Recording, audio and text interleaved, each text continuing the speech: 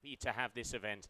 This is a location that is picture perfect. It does not get much better when it comes to freestyle conditions. We have butter flat water. We have beautiful, nice, warm Brazilian wind blowing off across us. It is absolute freestyle heaven, and man, are we happy to be able to have the event here. It has been a lot of work. This is the first time ever we've been able to have this event in the lagoon, and cannot wait to see what the guys and the girls are going to be throwing down. There's a lot of cards up the sleeves. I know there's a lot of secret new moves that I am hoping we are going to be seeing out there on the water very soon. But before we go into the action here in Brazil, let's take a little look back at the last event in Neom, Saudi Arabia.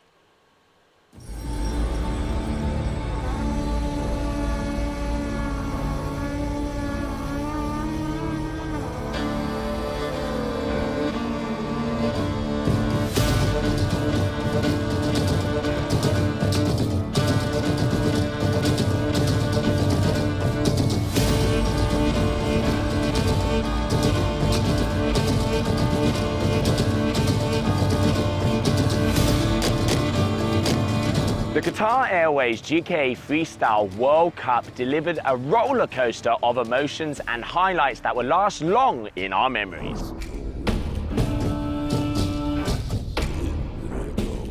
The top athletes who made it to each final had all ridden at the top of their game and had the chance to win the first ever Qatar Airways GKA Kite World Tour event in Saudi Arabia for both the men and the women.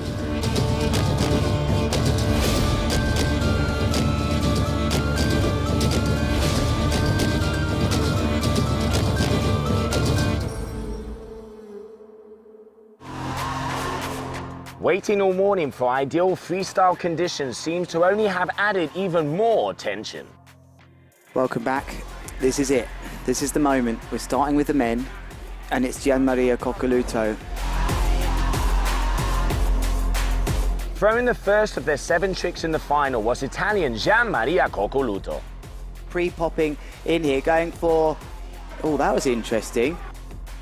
When he had to abort the rotation of his usual ultra-reliable front blind mobe, the pressure of the final seemed to suddenly ripple through the fleet. Colombian Juan Rodriguez had looked near faultless all event, but he too suddenly couldn't make a landing stick and suffered some brutal impacts. Current world champion Arthur Gilbert was riding high off the highest heat score of the event in the semi-finals. But the Frenchman also produced a mixed bag of consistency in the final. Here is your world champion then from France coming, Arthur Gilbert, starting off with a backside 3-1-7, clean as you like. A Brazilian hammer blow came just before the halfway point. Having already built a commanding lead, Tour leader Manuel Suarez landed the best trick of the final, a heart attack 7 that earned an 8.73 from the judges. Manuel Suarez, who's having a very good heat so far. I think we'll go for a heart attack 7. Cool, nice call, Dury. Sick. You got that right. That's big, right? That was a big move. Yeah, they like that on the beach, all shaking their heads down there, up and down, nodding their heads, sorry. They absolutely loved it down there. He is amazing. He lands all his tricks. He's actually the champion of the world. Come on! Woohoo! Suarez, though, somehow still unsponsored, would overcome with emotion to make it 2 for 2 on event wins this season. He is now firmly in the driving seat to take the world title in Brazil this November. Moving on to the women's side, the nervy build-up also seemed to have them on edge. It's very much Spain versus Brazil here in this ladies' finals at the Qatar Airways GKA Kite World Tour. Trick 4 had been key. Arnas Cajieren-Sol was stunned again when Leon's 7.10 dropped for an S3 on the outside. Who's having an absolute belter for her. She unhooked. Can she get another big score on the board? It's an S3 and she rides out of it. She is having an absolute blinder of a heat now. She cannot contain her excitement. Of course, reigning world champion Michaeli Sol would have another say in proceedings on her final trick, but she needed something very special. It's all down to this move from Michaeli Sol. Needs 5.11 to go into the lead, but that's on top of the 3.17 already scoring for a slim 5. You've got to add those two together. Seoul landed a very clean Hinterberger Mode 5 and in the end finished only 0.74 of a point behind Leon. Michaeli Seoul wondering, will it be enough for the first place, but I'm not sure.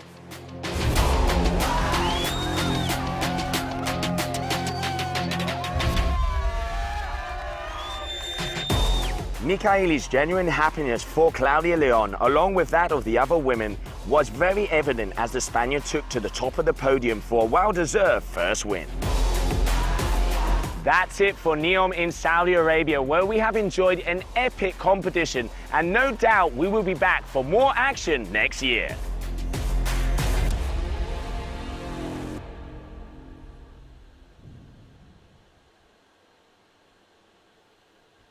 Ah, what nice memories we have there. A beautiful event down in Saudi Arabia, NEOM, for the very first time. And then we saw Manuel Suarez, 2 for 2, 2 wins in the cards. And then also, first ever event win, Claudia Leon from Spain. The smiles said it all. Now we're going to have a little look at the contenders. Let's start off with the ladies. On the ladies' side, we have Michaeli Seoul, who has the most possibilities to become once again world champion here in Brazil. Then we also have Claudia Leon, Bruna Cagia, and Rita Arnauz. Those are the girls that have the possibilities in the numbers to mix it up, to be able to get on top of that podium. So let's have a little look as we catch up with them yesterday with what they think and how they're feeling going into this event. And Claudia Leon took the win. I felt so happy and so motivated. It's so good. She definitely deserved it. She was riding, training like crazy. Been in the tour for quite some years. The level of the girls is increasing a lot. We are all super close to each other. But now everyone is like fighting for the heats. Pushing the sport so much. To compete in Brazil, going for a world title, it's a dream come true. And I think that gives me the motivation to still be here, still be pushing and giving my all. I feel like Brazil is everyone's favorite freestyle spot to train. It's just a special place. I mean, obviously we have the best conditions in the world and we will be seeing this. One of the greatest that there's ever been. I'm not going home. Anybody could be the world champion.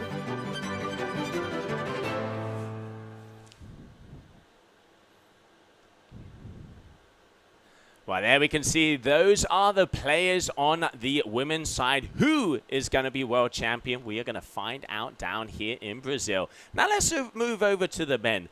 On the men's side, there has been a man who has been dominating, winning the first 2 stops in Colombia and NEOM, which is Manuel Suarez, coming all the way from Brazil. Will we see yet again another Brazilian world champion? What a story that would be to end it off here in his home country. But very, very close on his heels, we have Gian Maria Coccoluto from Italy. Afterwards, we have Juan Rodriguez from Colombia. Also, once again, possibilities for Carlos Mario from Brazil.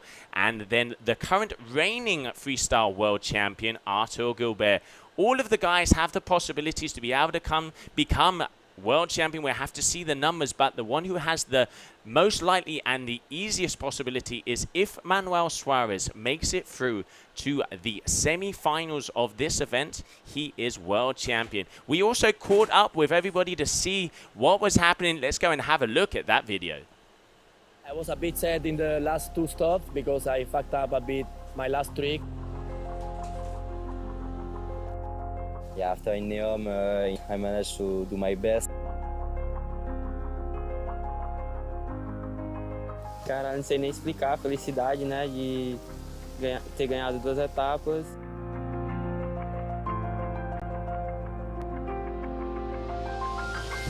This event is gonna be really hard because There are a lot of local riders, was super good. it's full of Brazilians, they are super good, they train all year long. Cara, o que eu tenho que fazer é treinar cada vez mais, me adaptar a todas as condições.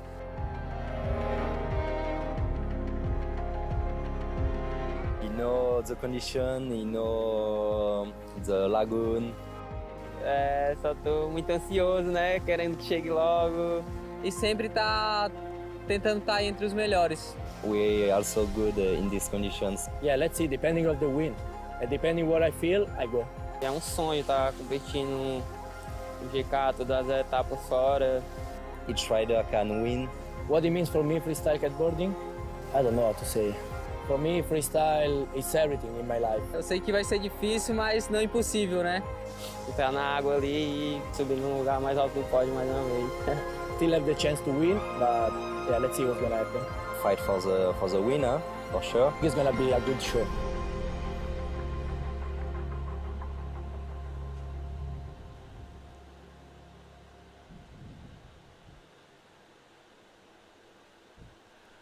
There we can see the players on the men's side, and I tell you what, those guys are fired. We've been watching all of the athletes push it day after day. We've been here for about 3 days in this beautiful lagoon, and they have some very big moves in their scorecards, and I can tell you it is going to be the best freestyle action we have seen so far.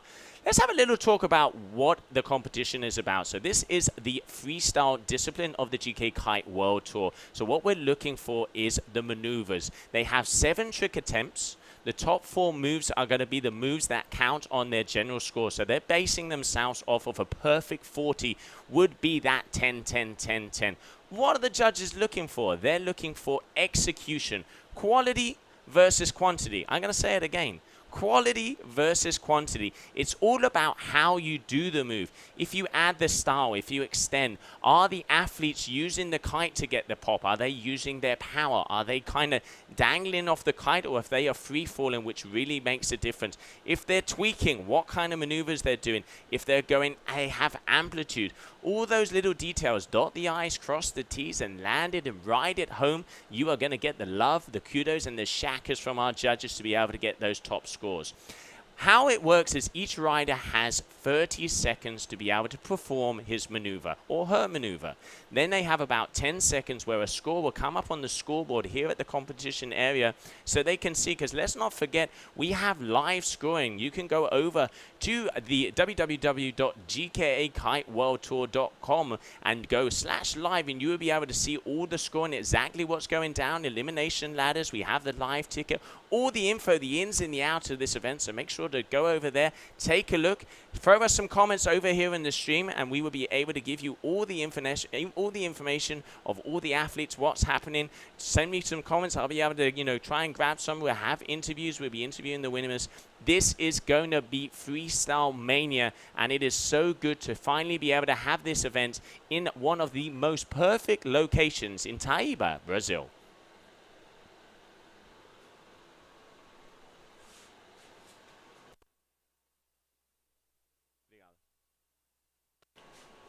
All right, so we can see some of the guys out there at the moment as we are currently going to be starting off very shortly with round number 3, heat number 1 out there on the water. So it is going to be in between João Luca, Lorenzo Calcano, and Jean Maria Coccoluto.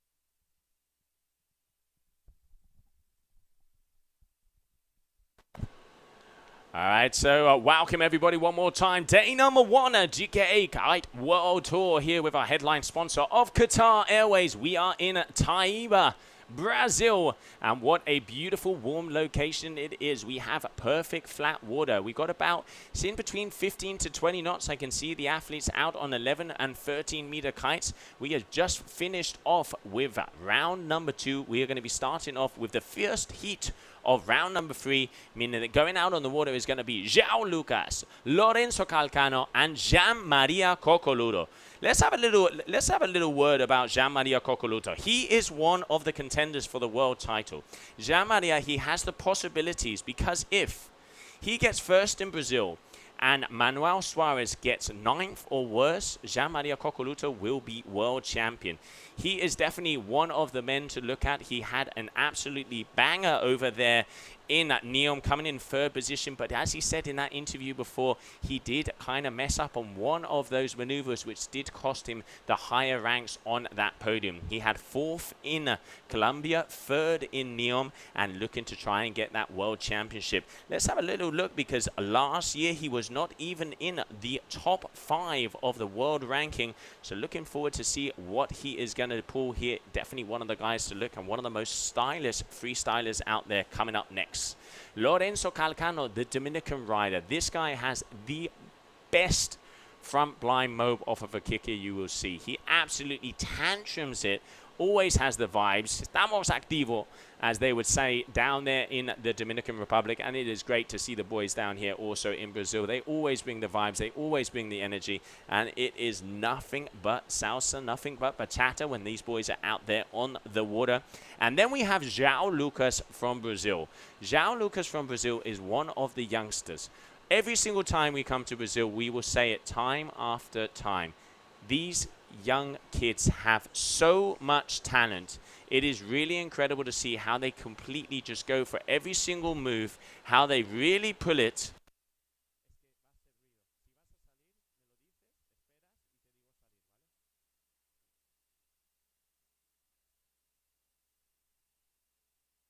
And there we can see João Lucas there, front and center on your screen, getting ready.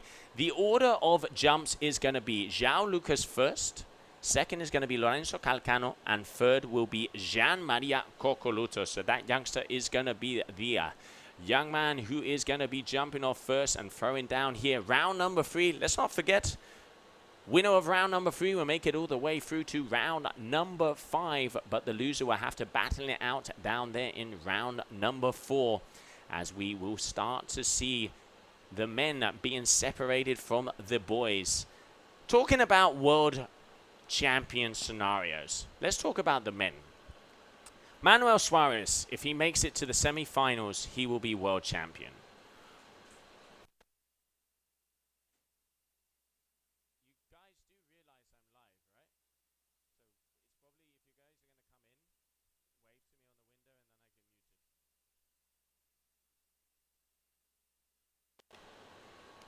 Then we have Jean-Maria Coccoluto. If he wins Brazil and Manuel Suarez is 9th or worse, he will be world champion. Juan Rodriguez, who is currently 3rd in the overall ranking, also, if he wins Brazil and Manuel is worse than 9th, he will be world champion. So kind of to summarize it up, to make it as easy as possible to understand at this early stage of the competition, because you know, anything can happen. Any heat is a final down here at the GKA. Pretty much, if Manuel goes out in the quarterfinals, it opens up a can of worms that whoever wins the event out of Jean-Maria Coccoluto, Juan Rodriguez, Carlos Mario, and Arthur Gobert will be world champion. But starting off, round number 3, heat number 1 on the water, front and center on the screen. João Lucas, let's see what he has for us. Nice pop. Backside 317. A kite position a little bit high. But I tell you what, that is a good way to start off your heat. One of the youngsters out here of Brazil, and looking forward to see kind of the scores coming up. I mean, let's just, you know, kind of go back to that. Let's have a little look at that one with a replay. They were opening up with a double-hander pass. You can see here, nice pop, goes up, gets the rotation, nice horizontal, equal speed, little bit forced there in that second one. Let's see how the judges are going to be putting up on the scorecards, because one of the things they are looking for is quality versus quantity, and they are going to be deducting hard from the start. Lorenzo Calcano, okay, going for the double heart attack, but putting that kite sky high and kind of dangling under it. He is not going to get the high scores to that. Looks like his kite went slightly above him. Not being able to get the move or the start. There it is. It's this moment you can see there. That kite goes up after that pass, and he had to yank it down. So move number 2, round number 1. Number 1 of this 3rd round here in Brazil. And here we have him, Jean-Maria Coccoluto. One of my favorite athletes. Let's see what he's going to be starting off with. He has a face of confidence. Goes up. Okay. Tail grab, nose grab, front blind. Boom. Starting off big, starting off easy. That is one of his openers. This guy has about 3 hits. Let's have a look. Over the top. Gets the grab and a little tap, if I'm not mistaken, on the way round. Playing it cool, playing it collected. But we're just looking for some scores to come through. And liking the numbers, I can see it's going to be around the medium 6s.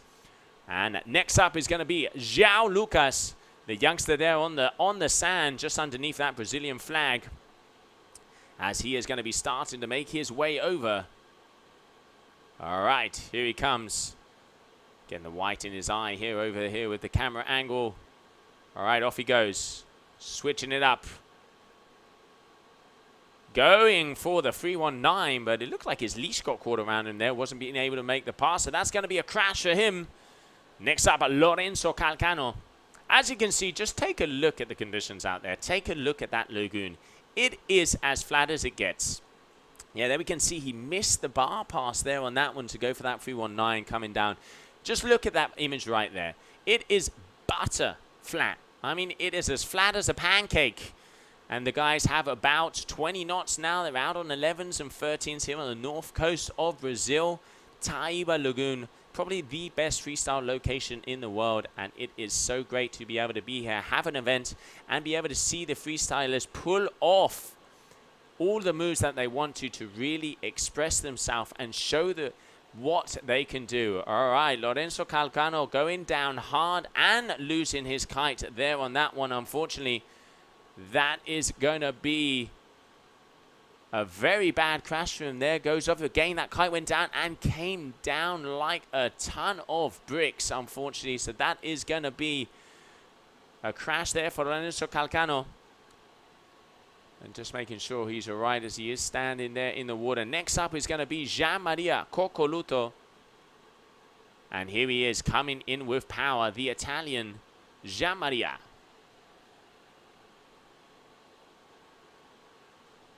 Started off with a front line mode with a double grab, grabbing the nose, grabbing the tail, then grabbing the nose. Not as long a grabs as we used to seeing from him, but still. He has been taking it a little easy, starting off already in first position with a 6.60. And there we can see Adelri Cornell making sure his fellow countryman is all right. And Bosito Martinez, this is what I love about the Dominicans. They are just one big family, and they really look after each other. All right, so Jean Maria Coccoluto, trick attempt number 2, front and center stage. Right foot forward. What has he got for us? He's got the power. All right, going for the backside 317 textbook. That kite was powered. Nice extension through the railing. Let's have a little look-see at that one again with the nice slow-mo. Jean Maria Coccoluto coming out of Italy. Your current rank number 2 this year. Look at that. Round he goes. Grabs the bar in the middle every single time. You can see the slack in that kite. You can see how he was able to get that bar around, just making it picture perfect. 7.07 backside 317, very nice. And you could already see the judges, as they mentioned in the skippers meeting this morning, they are starting to deduct points on some of the moves. Here we can see Zhao. All right, going for a 319. Kite was significantly high there on that one, but getting that 900 rotation. Scorpion it out, getting a little bit of a tweak, a little shifty as they would call back in my days, and then doing a double handle pass, front side 9. Let's have a look. There he goes. Shifties it out, not a lot of extension. Comes around, kite is high. Not going to be a high score, but hey, numbers on the scorecards. And a 5.0. 5.0 is the number that is going to be appearing on the screen. All right, Lorenzo Calcano. Let's see if he can bounce back after those 2 big wipeouts. Here he comes. Up and over. All right, the kite is in a better position, but going down hard one more time. A double hard attack. Landing hard on that front side edge, and that nose just going under.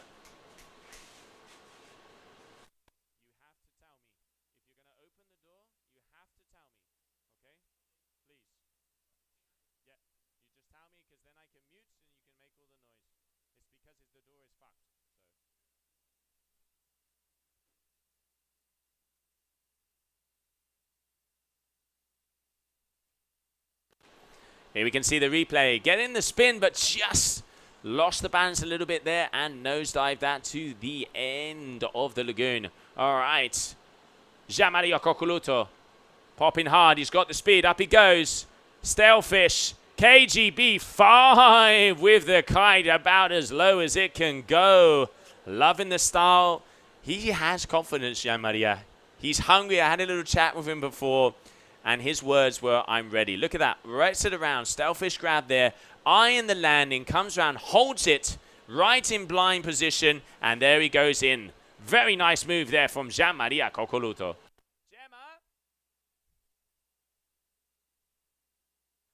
Pull hard. Just so you know, if you want to come in because the door's fucked, you have to look at me in the window and say, yeah, exactly. Yeah.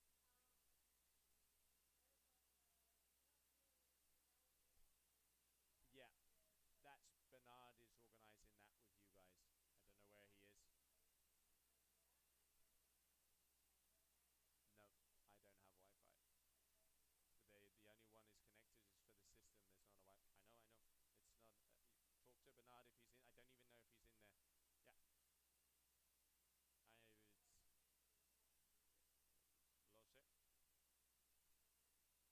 Yeah. All right, so João Lucas. Let's have a look coming his way. Here he is. Left foot forward. Had that 3-1-9 before. Not getting the score he wanted. Up and over. Hinterberger 7. Hinterberger 7. But once again, you can see the kite is high. Judges are going to be deducting hard for that one. But still, I mean, the young Brazilian talents, I mean, there has been so many world champions, so many good athletes come out of here. Let's not forget, Carlos Mario Bebé has been a multiple world champion, and we have a possible world champion coming up in the next heat, Manuel Suarez. Here, João Lucas, one of the local boys coming out of Cumbuco, showing the moves, showing the flair, but he's going to have to step his game up if he wants to be able to be advancing through. Even though if he does not win this heat, he will be going through into round number 4.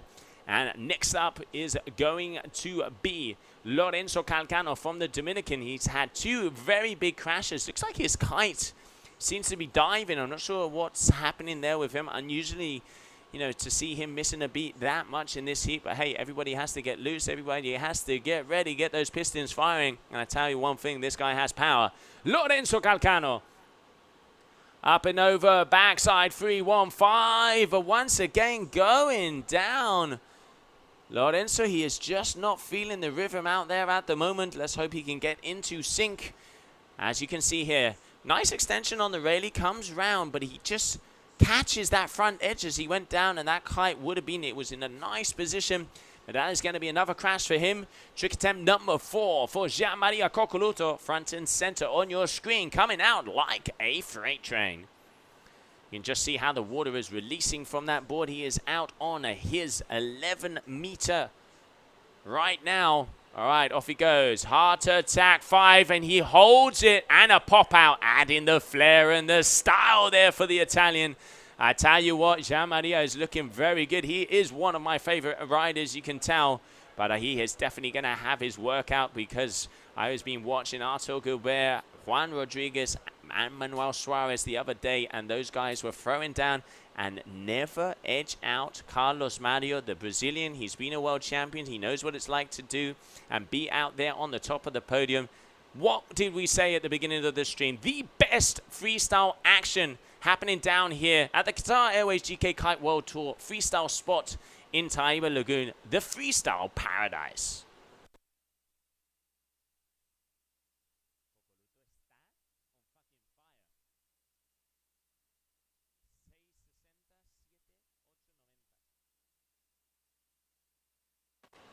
Getting an 8.5 for that last move, Jean-Maria Coccoluto. And here we have the youngster. Come on, João. All right, here he is. Good amount of a downwind there. Goes up, KGB. Looked like he was going for a grab. Didn't quite get that toe side edge. But still, Kite was in a better position than the last moves he's done. But it still wasn't probably what he was looking for. Here we can see these beautiful slow-mos. This is what you call, you know, insta-learning. Goes out, you can see he was maybe going to go for the grab, decides against a little bit off balance there, but managing to keep it together, but definitely losing elements of style. That is going to be a 3.37 for that last move. And here we have a Dominican Airlines coming your way. Lorenzo Calcano, let's see what he has. Changing it up, going left foot forward. Let's see if this is going to be better for him because he is playing catch-up at the moment. Definitely there is something not syncing well for Lorenzo at the moment. He has missed 4 moves, and the first one has not been a high score. So unfortunately, it looks like he is not in sync. You know, some days that happens. This is competition. You can free ride as much as you want, but you have to put it off in between the buzzers. And sometimes it just doesn't go your way. But still, even if he doesn't make it through this round, he will be going through to round number 4. But then we do start with those elimination rounds coming our way. So still, pretty much how the dingle format of competition works is everybody has 2 lives, approximately. Because obviously if you keep winning and then you lose after that round number 5, you're out. So everybody has 2 chances. Because, you know, let's not forget, these athletes come from all over the globe. Have more than 20 nationalities down here for the final freestyle event of the season. But I mean, when it was said it was going to be in the Lagoon, in Taiba, and in Brazil, the numbers just kept rising because this is where they can really express themselves. Because that is the definition of freestyle. It's expressing yourself out there on the water without any impediments and with the conditions as perfect as it could be so they can just focus on their riding. All right, Jean-Maria Coccoluto already with a 30.07. Those are the kind of numbers that start to separate the men from the boys because 30s were what they were getting when they start to win finals. We've seen the highest finals around 33s and then around 31s as well. So definitely right on sync. He's going to be looking to improve that 6.60. The SE is going around. Oh, front blow mode 5. Jean-Maria Coccoluto landing that for the very first time in competition and with ease. Look at this. Over the top, wraps it round, gets that first pass. You can see his eye in his landing spot there. Passing the bar, dead center, comes round, lands it as silky smooth as you can do, claiming the first ever landed front blind mode 5. Let's have a look at the score, and there it is, there it is. We are just waiting for that number to be dropped, but it looks like a 9.83. 9.83 for that last move there from Jean-Maria Coccoluto. 33.30. He has already gone over the highest score from the last event, the highest heat combination score from the last event, which was Arthur Gilbert's. He has already beaten that with that number. We're just waiting for the confirmation, but talk about right up there. And here we can see Zhao with this slim 7, landing it nice and clean. Just doesn't heat. I reckon this kid needs a little bit more weight, a little bit more power. But one thing we know with the young Brazilians is you wait until they come back next year. They're just going to be going bigger and better. Great to see him out there at the moment. Second position in this heat, 18.60. Good scores out there so far. But Jean-Maria Coccoluto definitely pushing the level at the moment on the water.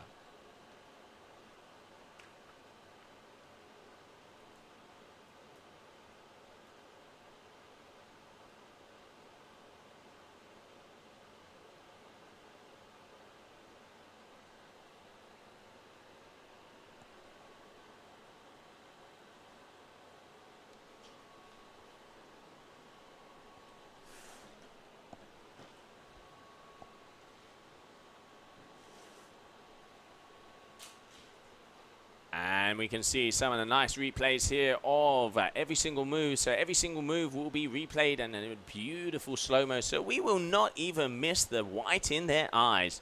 All right, so Jean-Maria now. His lowest score is a 7.07. He has a total of 33.30, which is the second biggest score, as it's just now been official, as Arthur Gilbert had a 33.37. So both of these boys right up there, but starting off with a banger. Okay, going for a grab there. Going for a grab with that backside 3-1-3 with a grab, and he was not happy with what happened out there. I'm not sure if it was the jet ski, or he definitely wasn't happy about something. As it did look like that jet ski went through the middle. We'll get information out there on that one. But yeah, you can see The hand in the air, throwing it from left, right, and center, Italian style. And I am not surprised because that was right on top of them. And I definitely think there's going to be words there. As we continue on for trick attempt number 7, João Lucas. All right, so João making his way.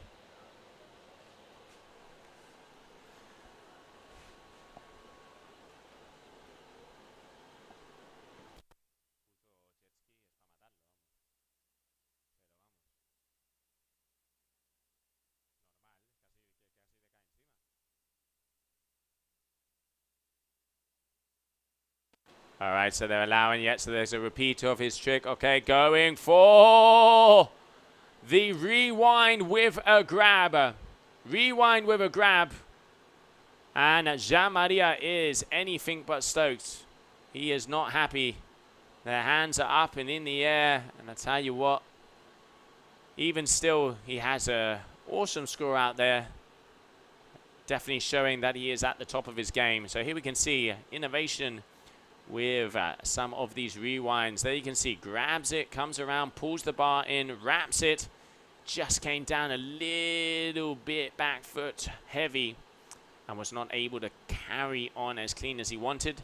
Still, 33.30, Jean-Maria Coccoluto.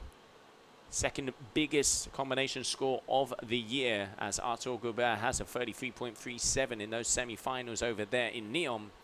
And KGB5, that was much better there from João. Ending off with a bang there on his final trick attempt. Just waiting for those numbers to be dropped. Here we can see, this is lots better. Stops the rotation a little early, but gets that wrap around, looks at his landing, spooks it around. There you go. Passing the bar, middle to middle, showing pure control. Good move there from the youngsters. And I can see some numbers coming up on the old judges' scorecards, looking like it's going to be around the mid-6s. Just waiting for confirmation. All right, so final trick attempt. Lorenzo Calcano from the Dominican Republic.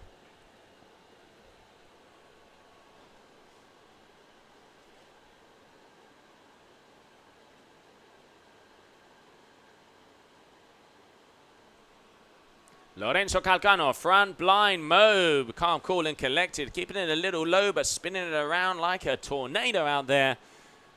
Lorenzo Calcano, I think he was just trying to get back into his groove. Unfortunately, this heat did definitely not go the way he wanted, and usually missing pretty much every single one of his maneuvers. But still, he has another chance as he will be back there in round number 4. But definitely not the performance he was looking for. And speedy front blind mobe there, but very, very close to the water. Nice and low. Is not going to be a high scorer, and there we can see with that 3.90 as we continue on for the final move from Jean-Maria Coccoluto. And going by what I can see, it looks like it is going to be left foot forward. So Jean-Maria Coccoluto is going to be the next rider coming up. All right, so no, he's going away the other side. So right foot forward. Here he goes. Gets the Rayleigh, grabs it around. Oh, grab, rewinds. Jean-Maria Coccoluto mixing it up, adding new moves out there. And showing that he is on top of his game. He has made, I tell you what, this boy has just made a statement. And now he's not just throwing the hands up in the air because he's angry. He throws them up in the air also because he's happy. So you never know. Hard to tell. But look at that. Grabs it. That's what I call a grab. You're holding it, showing it, and this is what I love about Jean-Maria. He holds that blind rotation already fully around in the air and lands. Stomps it, gets a nice clean landing. Going to be interesting. I want to see the scores that are be coming up for that last maneuver. But it is going to be, in the first position, is going to be Jean-Maria Coccoluto. And in second position is going to be João Lucas. Third position, Lorenzo Calcano. Next up, coming up in the water, that man there on your screen, Valentin Galat, Nelson Gomez from Colombia, and Manuel Suarez, your current leader of the 2022 Qatar Airways GKA Kite World Tour Freestyle Discipline. The man to beat out there at the moment, 2 for 2, taking the win in Colombia, taking the win in Neom. And there it is, scores have been dropped. A 7.80 for that rewind Backside 3-1-3 re-rind with a grab from the Italian, totaling at a 33.30. And there are the players. Nelson Gomez, look at that smile. Valentin Garat from France and Manuel Suarez from Brazil. Your current rank #1, entering the water for the second time today. Let's see what he's got, because let's not forget, Manuel needs to make it to semi-finals if he wants to be world champion. So every heat, he is going to be going into it like a final, because if he gets kicked out before the quarterfinals, he opens up a can of worms of possibilities for everybody, where pretty much Jean-Maria Coccoluto, Juan Rodriguez, Carlos Mario, and Artur Gilbert, if they win the event, they could be world champions. So eyes on the prize, eyes on the prize. Little bit over 3 minutes to go as the Beast, the Gladiators, enter the Colosseum and start to warm up.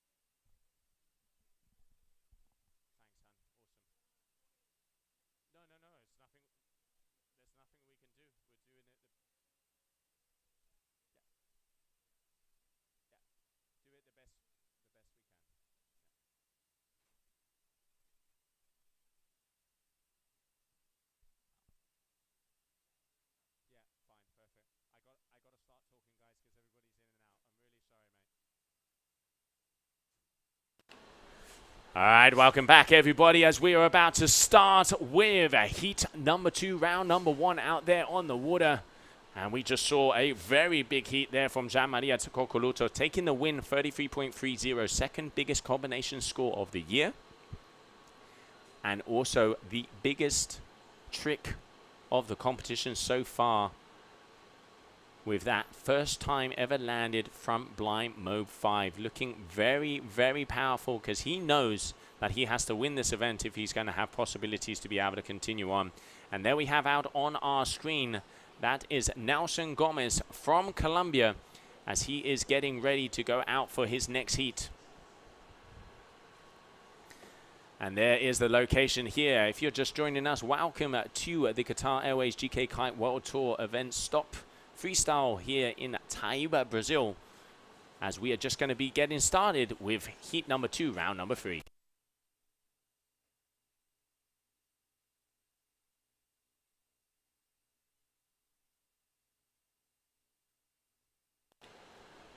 And there are the players, there are the boys. So on the right, that is Valentin Garat from France. Right behind him is Nelson Gomez. And jumping in there is Manuel Suarez. He is, at the moment, your current tour leader and the guy who has the most possibilities of becoming world champion. 2 for 2 winning in Colombia and Neon. Let's talk a little bit about Manuel. Manuel comes out there from Barraganda. He has a nickname of Picarinha. He has a very laid-back and easy style, throwing down multiple handle pass rotations with ease, that the judges have been loving throughout this year, hence why he is in that first position. He has been training a lot. He has been very thankful for the possibilities and the opportunities to be able to travel the world with kiting, coming from a very humble background. And we are loving the fact that through kiting, he has been able to make a living, provide for his family, and enjoy all of these beautiful locations around the world. All right, so Manuel Suarez starting off with a double grab. Front blind move. Making it look too easy, this guy. That is his opener. And when I say opener, that is the first move that he attempts. You can just see the guy have it textbook exactly the same as Jean-Maria. Both of them starting off with the same maneuver. And Manuel, where he normally makes a difference, is with his heart attack frontside 7. Backside 7, excuse me. For his heart attack 7, when he starts to hit that one, normally makes the difference. And there we can see one of our cameramans getting ready, as it looks like at the moment we are on heat postponed. So I do apologize. It looked like Manuel was just warming up there. I'll try and get some information out there for you. At the moment, this is heat number 2, round number 3, day number 1 down here in Brazil. In the freestyle paradise, that is Taiba Lagoon. And I tell you what, here for the Copa Kitley, the Worlds, what an achievement to be able to have this event here. Because all of the athletes can just concentrate on execution. It ain't gusty, it's warm, the water is flat. They can really bring it to the table. They can do all of the big moves and just completely worry on the execution and on the skills of the riders and not have to navigate through gusts or choppy water. So this is definitely where we are going to see some of the biggest freestyle moves landed, already starting off in that heat. Jean-Maria Coccoluto throwing down the hammer. But eyes are definitely on this man on your screen, Manuel Suarez, current rank number 1, and the athlete coming into this event seeded in that first position and with the biggest possibilities of becoming the new world champion.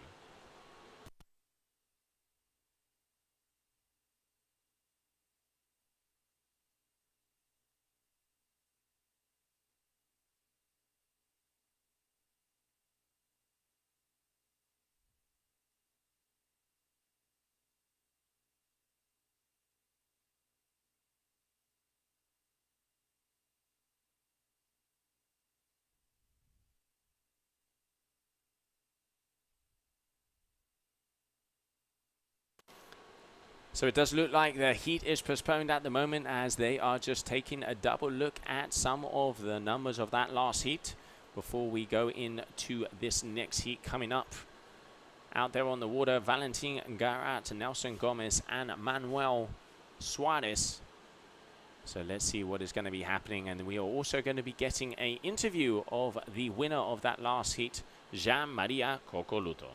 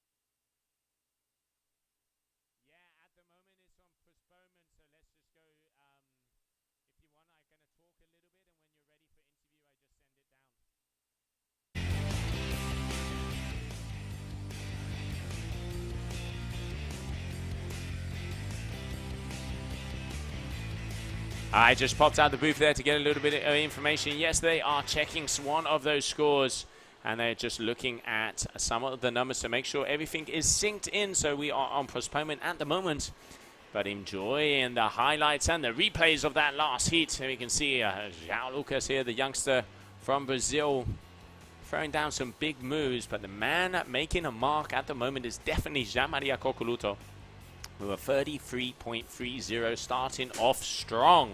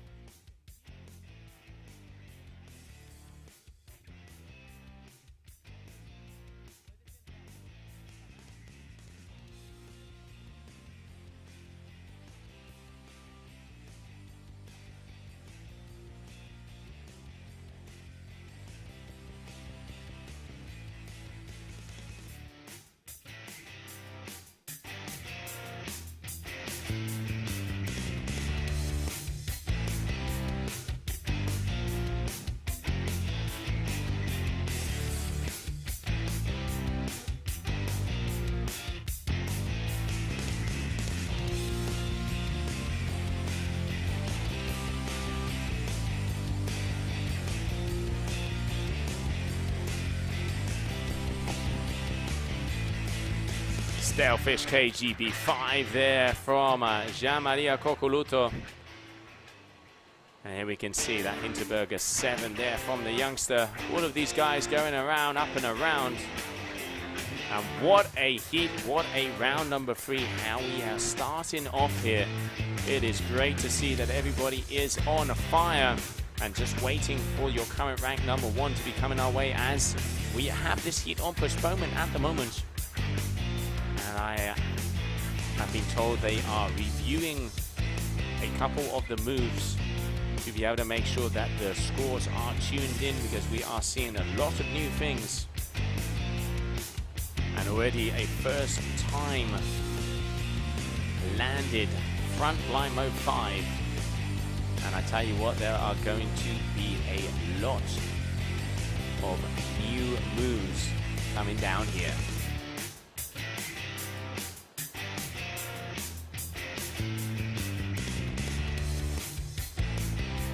All right, so just got the information there from the judges. So there is a situation with the jet ski, and we have to wait due to the fact that that is our safety and security. So waiting for that to be ready, and we will be back out there on the water. And there it is, front flight mode 5. First ever landed there from Jean-Maria Coccoluto. And I know we are going to be having a word with him. As I can see out of the window, Gemma is standing down there. How is that guy feeling? So I'm here with Gian Maria. Gian Maria, that was insane. You rode that heat as though it were a final. Just such an incredible performance. Your front line mode 5, first time landed in competition, scored 9.83 points. How did it feel? Well, I feel really good. At the beginning, I was a bit under stress before my heat, because I say it's the final stop, so I need to perform. I'm second in the ranking. I can still be world champion, so I was under stress. But I went in the water and I managed to do all my trick. Also from Lemon 5, it's the first ever they did in the comp. So I'm super stoked. I can't wait for next heat now. What do you think about us being able to be here in the Daiba Lagoon for the first time ever for the freestyle competition here in Brazil? Well, this spot is, for me, is the best spot in the world after my home spot in Sicily, sorry. But yeah, I've been coming here since 7 years training in this lagoon. So we play like at home, like the Brazilian. Everyone play at home, everyone come here for training. So we are super happy to have this event here. So hope we're gonna have it also next year. And hopefully for a long time still. Gian Maria, it's been amazing to see you. Like, you're pushing freestyle so far. You've been on tour for a long time now with us together. How does it feel to be in contention for the world title this year? Do you feel a bit of pressure, more pressure than usual? Yes, I have a lot of pressure. I've been working the last 10 years training every day for this. So now I'm there, and I'm not gonna give up. I give my best and I will do it. Amazing performance. Honestly, it was like watching a final straight away. Congratulations. A message to the people who are watching you from home and supporting you. Ringrazio tutti dall'Italia che mi seguono, mamma, famiglia, ragazza, tutti quanti, vi voglio bene. Ci vediamo sul primo posto. Thank you so much, Gemma, and good luck. Hopefully we'll see you back here after the next round. Thanks a lot. Back to you, Joe.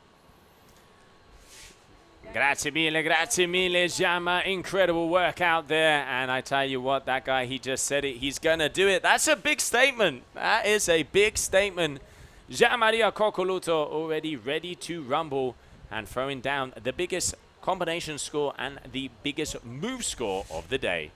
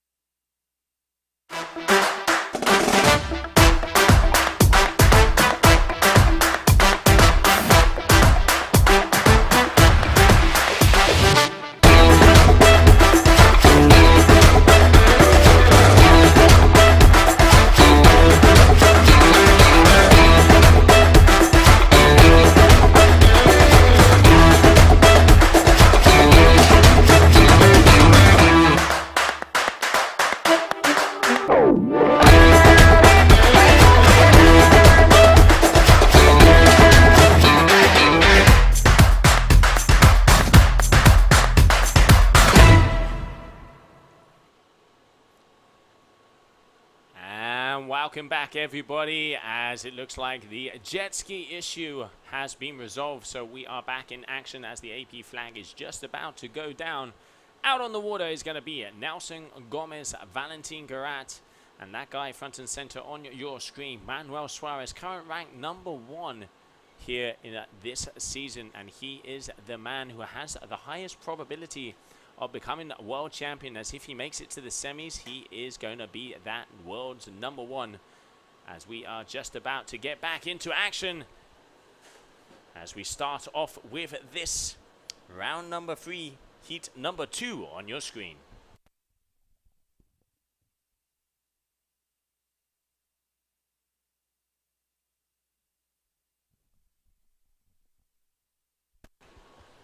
Alright, so I have just got the official information. We will be starting in just under 4 minutes as the red flag is back up and arise. And there we can see Manuel Suarez just warming up, getting a little loose. Unfortunately, the jet ski had a engine problem, so we had to get that one substituted and back out there, as it is our safety here for this lagoon. So great fast work there by the local organizers here at the Copa Kitley, the Worlds. If you are just joining us, welcome to the final freestyle event of the season for the Qatar Airways GKA Kite World Tour. And just look at that location. Palm trees, I can see the guys and the girls out there in the back in the baraka, or the beach bar, having a nice little coconut, some fresh fish. We have perfect flat, butter flat water. And the wind out there at the moment is probably in between 15 to 22 knots from what it says here on the room reader. Athletes are out on 11 and 13 meter kites. The women have been released for today, as we are starting off with the men. And looking forward to be getting back into action. We are going to be here in the Taiba Lagoon from the 8th to the 12th of November. And then we have a few days, because then we are going to be able to go down, as we also have our sister tour of the GWA Wingfoil World Tour. We have an event down there in Taibinya, and then to finish it off with the GKA Kitesurf World Cup, where we will also see who is going to become the world champion. And there, this man here, Valentin Garat, who is going to be jumping in 2nd position, as we are just a little bit under 2 minutes to the start of that heat. Is that okay? I have it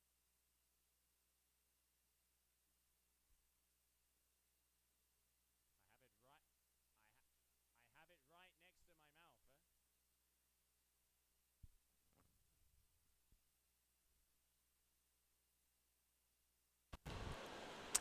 my mouth. All right, less than a minute to the start.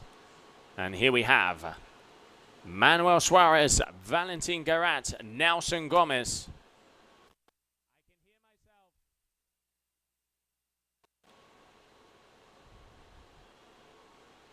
All right, that is Nelson Gomez here. Just, getting loose, getting ready.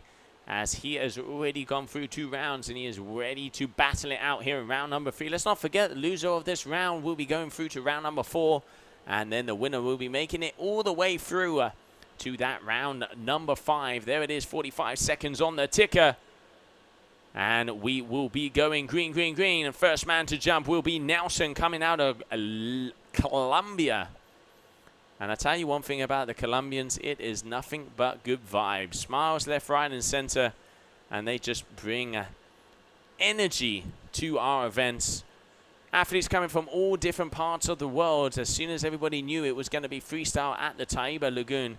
And as Jean-Maria Coccoluto said there in that interview before, every single athlete comes here in the winter to train, because it is one of the best locations possible. And there we can see a 34.03. So that was as they reviewed those scores. So it is official. Jean-Maria Coccoluto has the biggest combination score of the year. But we're going to take those graphics off, as we're going to be starting off the next heat in just a moment. And this man coming in, right foot forward, Nelson Gomez starting off.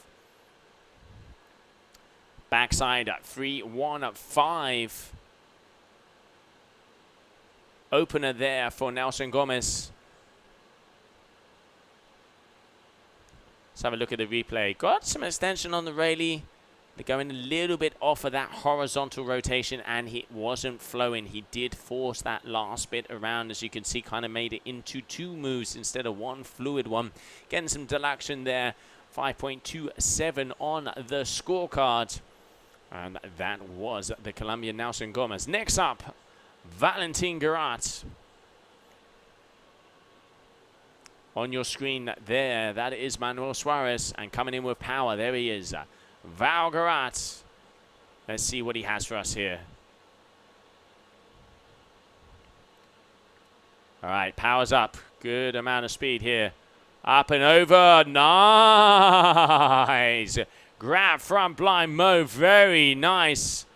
Getting a big vertical access through that one. Didn't have quite as much exit speed, but very nice and inverted. Judges are going to be liking what they see. Let's have a little look at the old replay. For that last move there for Val Garat. And here we can see Manuel Suarez already starting off. All right, going left foot forward. Out into the middle of the lagoon. Up he goes. Shifty. 3, 1, 9. Keeping it smooth, keeping it fast. Your current world's #1. Let's see if we can get the replay of both of those last moves.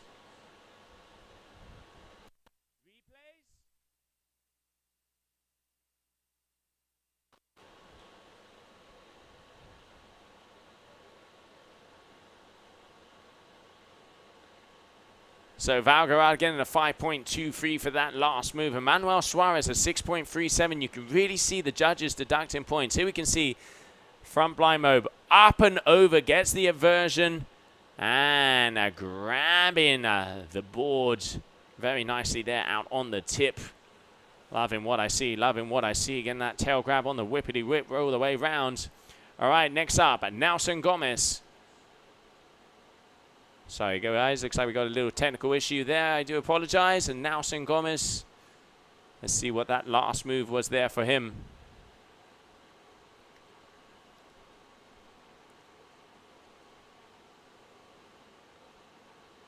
Okay, so next up will be Gomez, who we just saw that move from him. So Valentin Garasa, that man on the right, it is going to be his turn. Coming at you. Here he goes.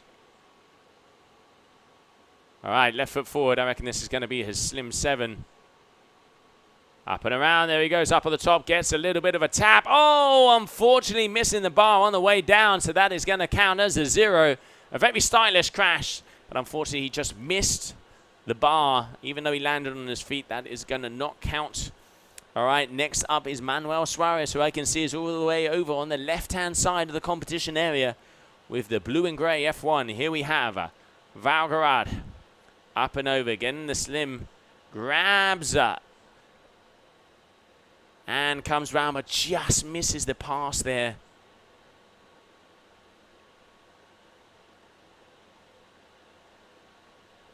Mauricio, we're missing a lot. Manuel Suarez just getting a backside 317 there on that move. And we will be able to get a replay of that one very shortly. These guys are coming in so fast. Our cameraman are having to look left, right, and center to make sure we get them out there on the screen. And Nelson Gomez is going to be jumping next. Here we can see backside 317. Keeping that board nice and horizontal. Kite in the sweet spot. Round control. Lands it. But does get a butt check. So that is why he has been deducted and getting that 3.67. Here we have Nelson Gomez powering in. Hinterberger double, Hinterberger 5, getting that 2 times rotation with that front side 540 handle pass. I do like the way he stretches out. He really does do that like, you know, kind of textbook. He makes sure that he isn't doing a back roll. He is actually kind of S-bending the other way for us to understand each other. You can see he rallies and then goes into the back, gets into the second wrap, and then all the way around 540. Nice move Just waiting for some scores to come up on the scorecard. But looking like it's going to be around the mid-5s. There it is, 5.67, move number 3. At the moment, Nelson Gomez in first position. And Manuel Suarez here at the moment in second, and this man in third. So Valgarat, right foot forward, has the front blind mobe. Let's see what he's going to go for. He's definitely got the power.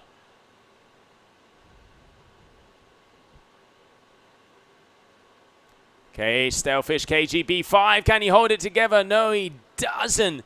Did get the grab, but just not able to wrap that one around. What a shame. That was a big crash. Let's have a little look. Over the top there, you can see. Gets the Stalefish. Grabs it in the center. But here he just, you can see, is a little bit off balance. Not being able to get that flat landing. That is going to be a crash for him. And let's check out that replay for the last move there from Manuel Suarez. Getting a very nice double grab up front blind mobe. Here he is. Over the top. Grabs the tail. Taps the nose. Very nice landing there for him. And a 6.00 for that last maneuver, Manuel Suarez. Let's have a look. Nelson Gomez, the long-haired Colombian master, coming up next. There you can see on your screen. That is Manuel Suarez. Coming in on the left, there we have Nelson Gomez. Oh, nice. KGB getting the full back roll rotation around and tweaking it out. Liking what I see. Quality over quantity. That was a very nice KGB, and the judges are going to be scoring him well for that one. That was that last move there from Manuel Suarez with a double grab, and we're waiting for the final last move there from Nelson Gomez with that KGB.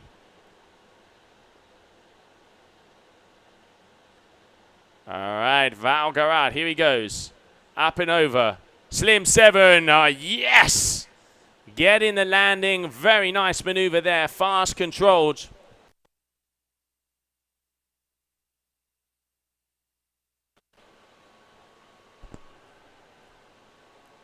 All right, Manuel Suarez, let's take a look at him. Coming in front and center, guys.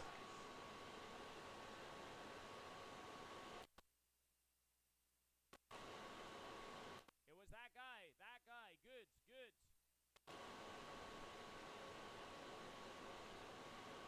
Slim 7 here from Valgarat, over the top, wraps it around. Yes, getting the landing. All right, let's have a look in the 7.00, taking him into second position at the moment, but looking good, Valgarat. Here we have Suarez, your current leader of the tour. Going up, Slim 7, but not quite getting as much inversion there as Garat. It did look like the Kite had a little bit better position. Let's have a look on the replay. You can see, doesn't get it up. He kind of stops midway. Garat did get that vertical handstand, as we say, kind of textbook there for that last one. Couldn't quite see the Kite position from over here. Let's see, it's definitely going to be close. Who's going to have the better number? And by the skin of his teeth, it looks like a 7.07 for that last one there for Manuel Suarez. So obviously Kite position was the decider. Next up, Nelson Gomez, who is all the way over there with the Brazilian, underneath the Brazilian flag. All right, here we have him, Nelson Gomez.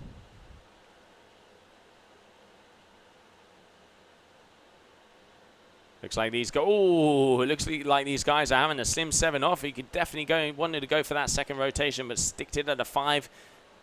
So that is not going to be the move that he was looking for. The Colombian Nelson Gomez.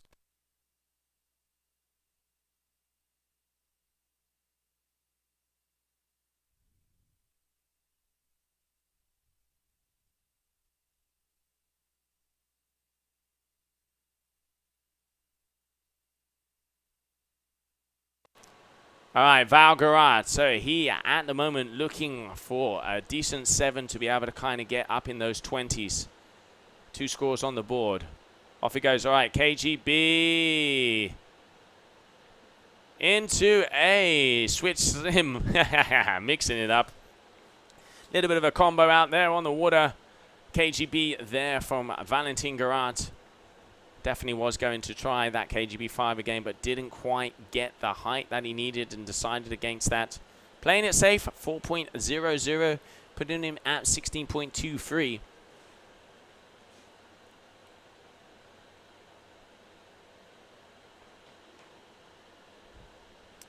All right, so here we have Manuel Suarez, your current leader of this heat, going for a heart attack 5, but definitely not getting the extension on the Rayleigh there. He was pretty much vertical the whole time. Judges are going to be deducting for that one. Let's have a little look at that replay. You can see there's no extension whatsoever on that Rayleigh. Goes around and pretty much kind of spins underneath. I know the judges are going to be playing it hard, as it does look like mid-6 is the number that's going to be coming in. And it's good to see, yep, 6.23. Good to see the judges making a difference, because we are looking for quality over quantity. So at the moment, Manuel Suarez, 25.67. Nelson Gomez, 20.17. And Valentin Garat with a 16.23. All right, here we have Manuel Suarez. Here we have Nelson Gomez. I do apologize. Left foot forward. He's got the speed. The wind is definitely picking up more. The guys are out there on the 11s now. There's no more 13s. All right. 3-1-7 passing the second time on the water. 3-1-3 to Rat. 3-1-7. Nice maneuver. I do like the way he tweaks. He does force the rotation a little bit. But nice landed move there for him, looking to improve over his 4s and 5s out there. Definitely going to be doing that. So he is going to, let's see, I reckon it's going to be a mid-5 coming our way. There you can see, tweaks it out. But he is breaking that horizontal axis. Good solid landing though. Kite was in a decent position, 5.23. Going to be happy with that one. Taking him in second position, 21.00. Next up we have Valentin Garat. There he is. Are we going to see another KGB 5 attempt? It is one of his go-to moves. Val Garat, a very talented big air athlete, coming out of injury just before Colombia with his shoulder. And it looks like he is back on top form. Let's see if he can get through as go a little bit further up in this heat. All right. Going for the hard attack 5, but no, coming down hard. So that is going to be trick number 5. Attempt number 6 not landed for him. So he needs to land this last move if he wants to be able to have a chance of getting further forward in this heat. Did get a good extension, but this is where he started to go off balance. You can see his hand slipping down there, not being able to get that second pass on the bar and going down hard. All right, here we have Manuel Suarez.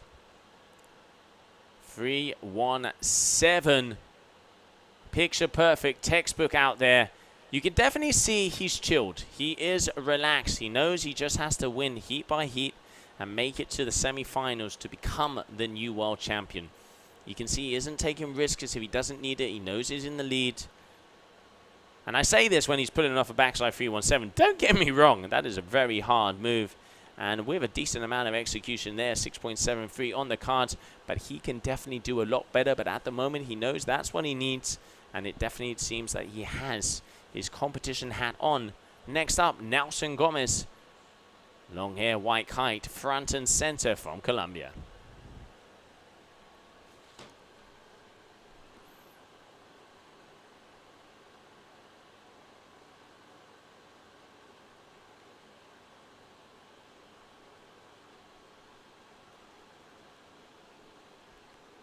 All right, backside 3-1-5 there from Nelson. Looking to try and improve on some of those scores. What's he need? He needs to improve by 5.40 points. So he's going to look to try and improve on 2 of his scores to be able to get close to that. And Valentin Garat at the moment, it would need... What would he need? He would definitely need a 9 to be able to go through the first position. Or he's going to need above a 6 to be able to overtake into second. Let's not forget, round number 3, nobody goes home.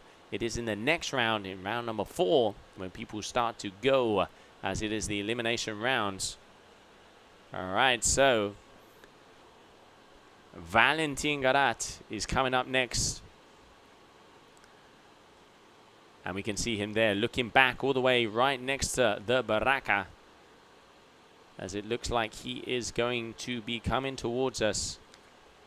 There it is, swinging his kite through the area. And here we have the Frenchman, Valentin Garat. Let's see what he has for us here. All right, so what are we going to see? It's got to be a big move if he wants to get into that second position for better seeding. Here he goes. All right, going for the heart attack 5 with a big butt check out there. Unfortunately, once again, you see when he passes that bar, doesn't keep that horizontal access and just goes a little bit too back foot heavy and spins out. Still decent move there for Val, but probably not the one he was looking for. And judges considering that a crash. They have a better perspective from the booth than we do here in the stream. All right, final move of the heat. Manuel Suarez, who is going to already be taking that first position. And you can just see he's having to force that blind around there, Val, and coming in a little bit too heavy. All right, so Manuel Suarez, here he comes.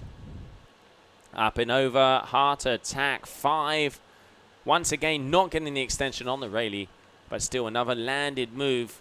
He was going to be trying to improve on a 6.23. It did look a little better, a little bit more extension. You can see wrapping himself around, pulling that kite towards him so he can get that double pass. And the show of control is he's passing the bar twice right in the middle, 6.63, improving by about half of a point on that one. And that is going to be the end of the heat. So in first position, Manuel Suarez. Second position, Nelson Gomez. And third position, Valentin Garat. Coming up next, we will have round number 3, heat number 3, where we will have Tom Bridge from the UK, Luis Alberto Cruz from the Dominican, and Posito Martinez, also from the Dominican.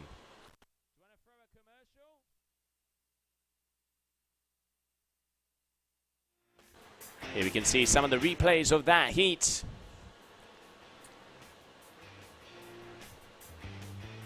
Some of that beautiful action.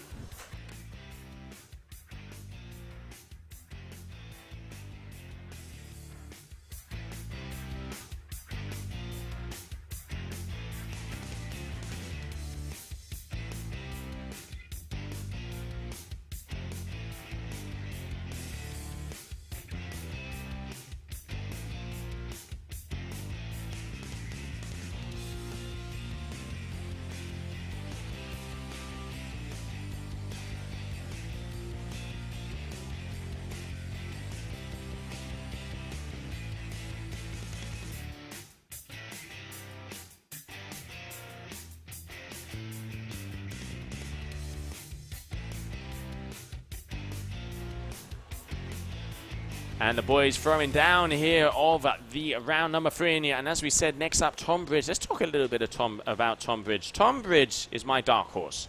He has a unique style. And the one thing I like about it, he is trying to push and pull moves that are outside of the norm, out of the box.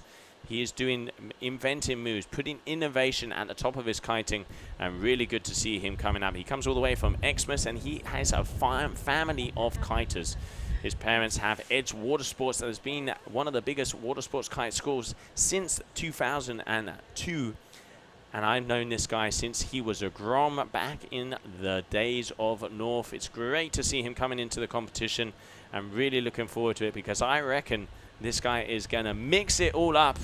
Unique style is definitely the way I would describe him.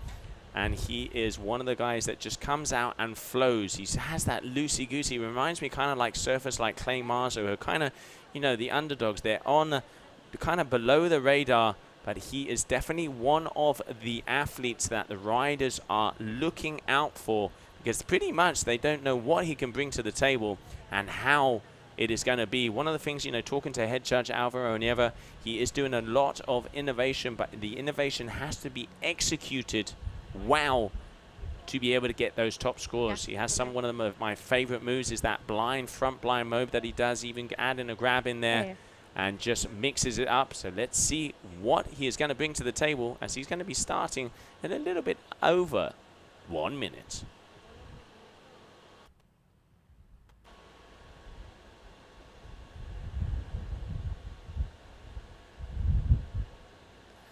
And there we can see our tour manager assistant, Liam Dredge, who's also going to come into the booth with me. And there is Gemma, who is going to be getting an interview from the heat winner, Manuel Suarez, who definitely looked like he was playing it easy, playing it cool, as we know he has a lot bigger moves up his sleeve. But up next, Tom Bridge, Luis Alberto Cruz, and Posito Martinez. It is a Dominican standoff. And let's see how the UK athlete is going to perform here in round number 3. Let's not forget, winner makes it through to round number 5. And the 2 losers will be going and have to battle it out in the dungeons of round number 4, the first elimination round. So let's see, it is just coming over 3 o'clock local time here, the north coast of Brazil. And I tell you what, the sun is shining. And we have the stream booth right in front of the lagoon. This is pretty much, you know, can someone send me a cold one and some popcorn? Because it is movie theater freestyle paradise right out there in the front. And with that clock going 0, we are going to be starting, as the first man to jump will be Tom Bridge with the Red Bull helmet.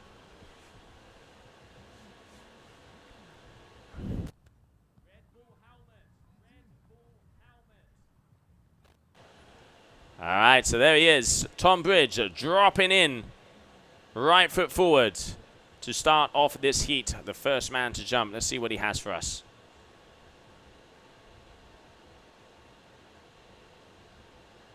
Goes blind. Over the top. Oh, going for the... Incredible move there from Tom Bridge. Blind, double front roll to blind. Very nice. Mixing it up, and as I said, an instigator out there. Let's see, have a look. Let's get a replay of that last move. Tom Bridge there with the blind double front to blind, just as a starter. All right, here we can see. Popping with that speed from blind is a world of its own. Kite a little high, but needed it to be able to get those 2 rotation. Fully committed, you can see, wrapping it over, and then once again, landing it blind, clean with speed. And a 5.03 is the number coming up. Next up, Luis Alberto Cruz, the Dominican powerhouse. This guy spins like a damn tornado. And here he goes. All right. Backside 319 opener. His opener with a double handle pass, 900 rotation. Doesn't get the extension on the Rayleigh, which is, we've seen this a lot with Luis Alberto Cruz. He doesn't quite tweak it out. He does get penalized a lot of the times for that, but still landing move with speed, with ease. Here it is. All right, there you can see, not getting the scorpion. Comes around, passes the bar, off of that horizontal axis. The last passes are much better, as he does kind of come down nice and clean. Let's see what the judges are going to be starting off with that base, as it looks like it's going to be a medium 6s out there at the moment. Next up, Posito Martinez. Posito Martinez, he has been a big air world champion. He is also one of the top freestylers. And watching the gram recently, he's been here about a week. This boy has put in the hours. He really has been pushing it. And he is a very, very powerful athlete. Vamos, dale duro, dale fuerte, estamos activo. Here we have Posito Martinez. He has the speed out there on a 12-meter kite, if I'm not mistaken. Going up and over, backside 317, bada boom! Very nice there from Mr. Martinez. Kite was in the sweet spot, wrapping it around, liking what we see, liking what we see. And there it is, a 6.87 for that first opening move. Gets the Rayleigh, has a bit of extension, comes around, and look at this, how he just throws himself into him. Kite is fully in power, and that moment there when he already passes the bar once again just demonstrates complete control. Athletes are definitely going to be watching out for him, and the judges very happy to see that. That's why he's getting the extra kudos. Almost a 7 there for that backside 317. All right, here we have Tom Bridge.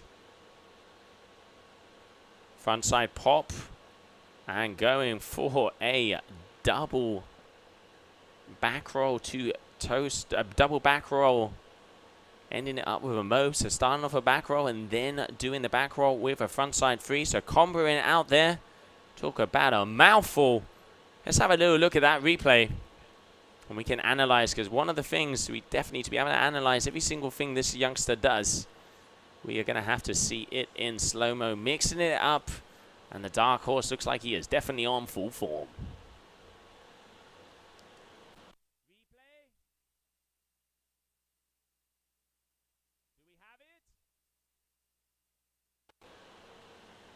All right, so next up, Luis Alberto Cruz, the Dominican,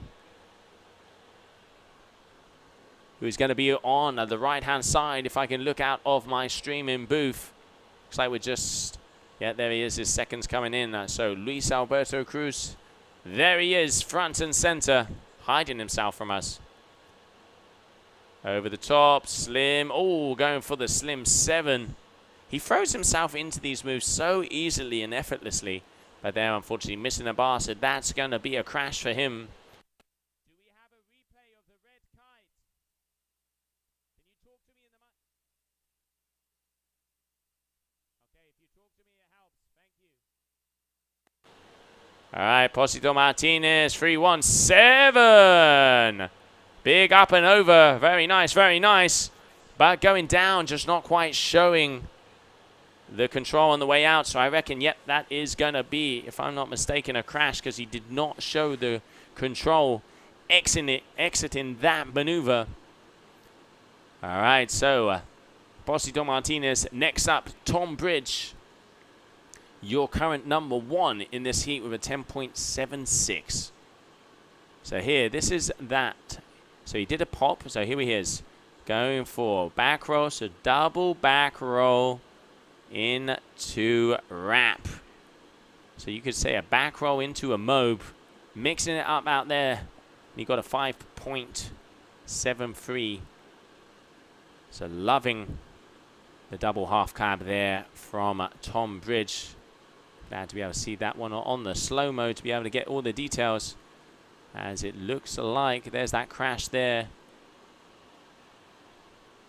And there it is, that big blind front blind mobe there from Tom Bridge. We will grab the replay of that one as they just missed the takeoff. But he is definitely looking like he is on full form, and seeing some of the numbers of the judges coming in.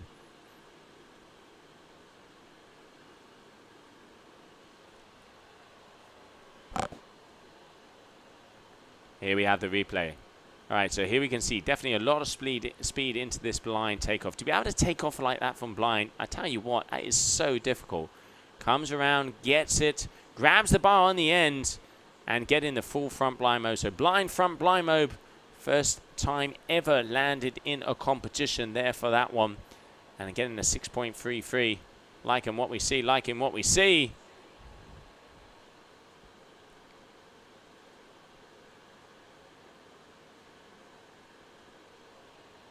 So at the moment, Tom Bridge in first. And there we can have Luis Alberto Cruz circling like a shark, waiting to see the blue color on the screen, meaning it will be his turn to go.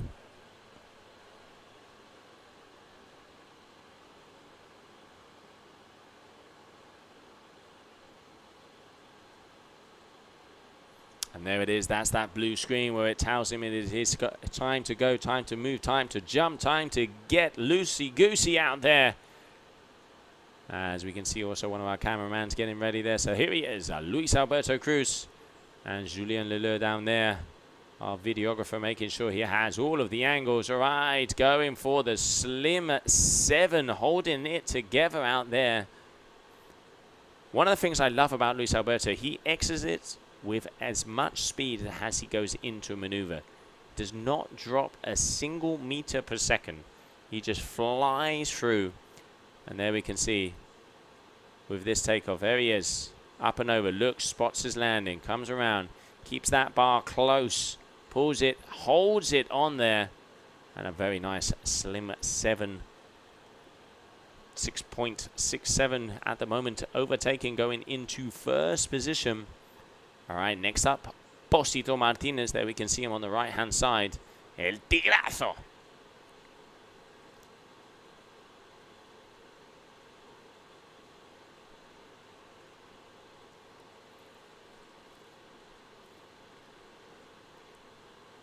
right.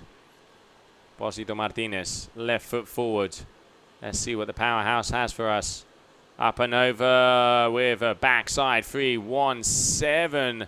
Kite nice and low. Little sketch on the landing there. But throwing himself into that maneuver. He goes, up he goes. Up and over. Full commit. You can just see the body language of this man. And here he just had to slide out a little bit. A very big butt check. Judges are going to be harsh with that one, I can tell you now. And there it is, a 5.63 for that last move. And now it's time for this man. The smile says it all. A little bit of a double tap. Always with style here. All right, Tom Bridge. Left foot forward. He looks calm and easy. Winner of this heat will be making his way through to round number 5. All right, switch stance. All right, nice. Toe aside. 3-1-3.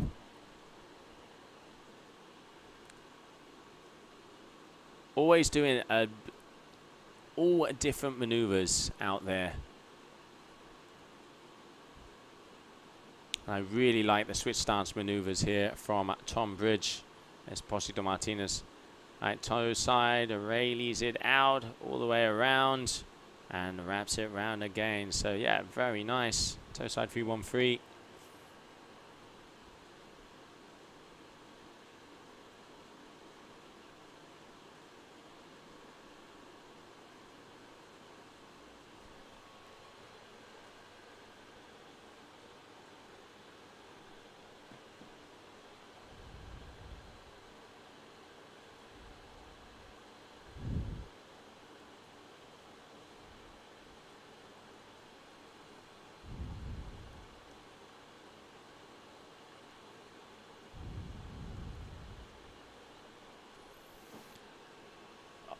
Oh, going down hard there. Luis Alberto Cruz. Not happy with that one. Had a little chat with him this morning. He said he had a little bit of a shiver. Didn't quite feel 100%. At the moment, he is in second position. Closely hunted down from that man on your screen. Posito Martinez. Up he goes. Going for the Hinterberger 5. And I tell you what, that kite was powered. Stretched out. Getting the railie into the back rotation with a front side 3. Very nice, very nice. Look at this. Look how he just goes into it with speed. Full extension out. Wraps it around. Looks at his landing. Gets it. And excuse me, it was a front side 5. So Hinterberger 5 textbook there for Posito Martinez.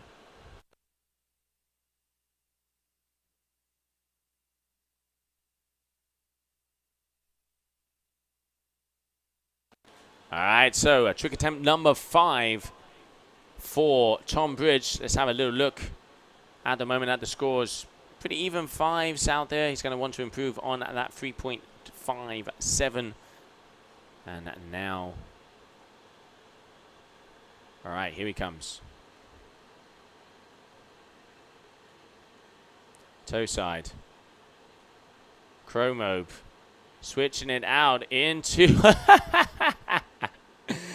Oh, man, this guy, he just invents so many things.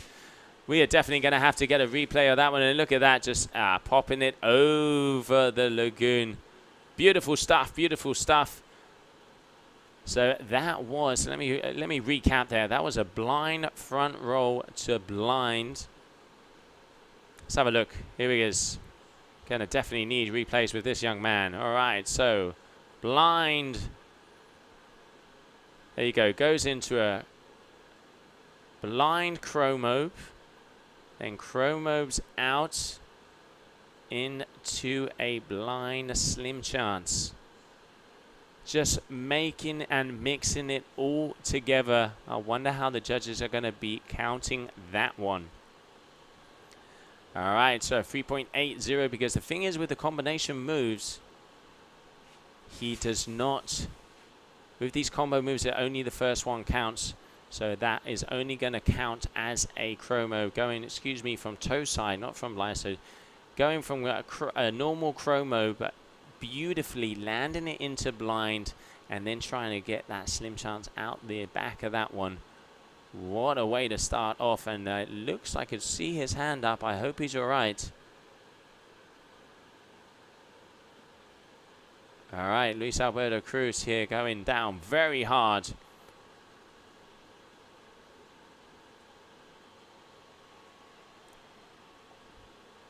You can see not quite making that one. All right, and now we will get the replay of that last move there from Posito Martinez. Here it is. KGB 5. Picture perfect there. 6.93 KGB 5.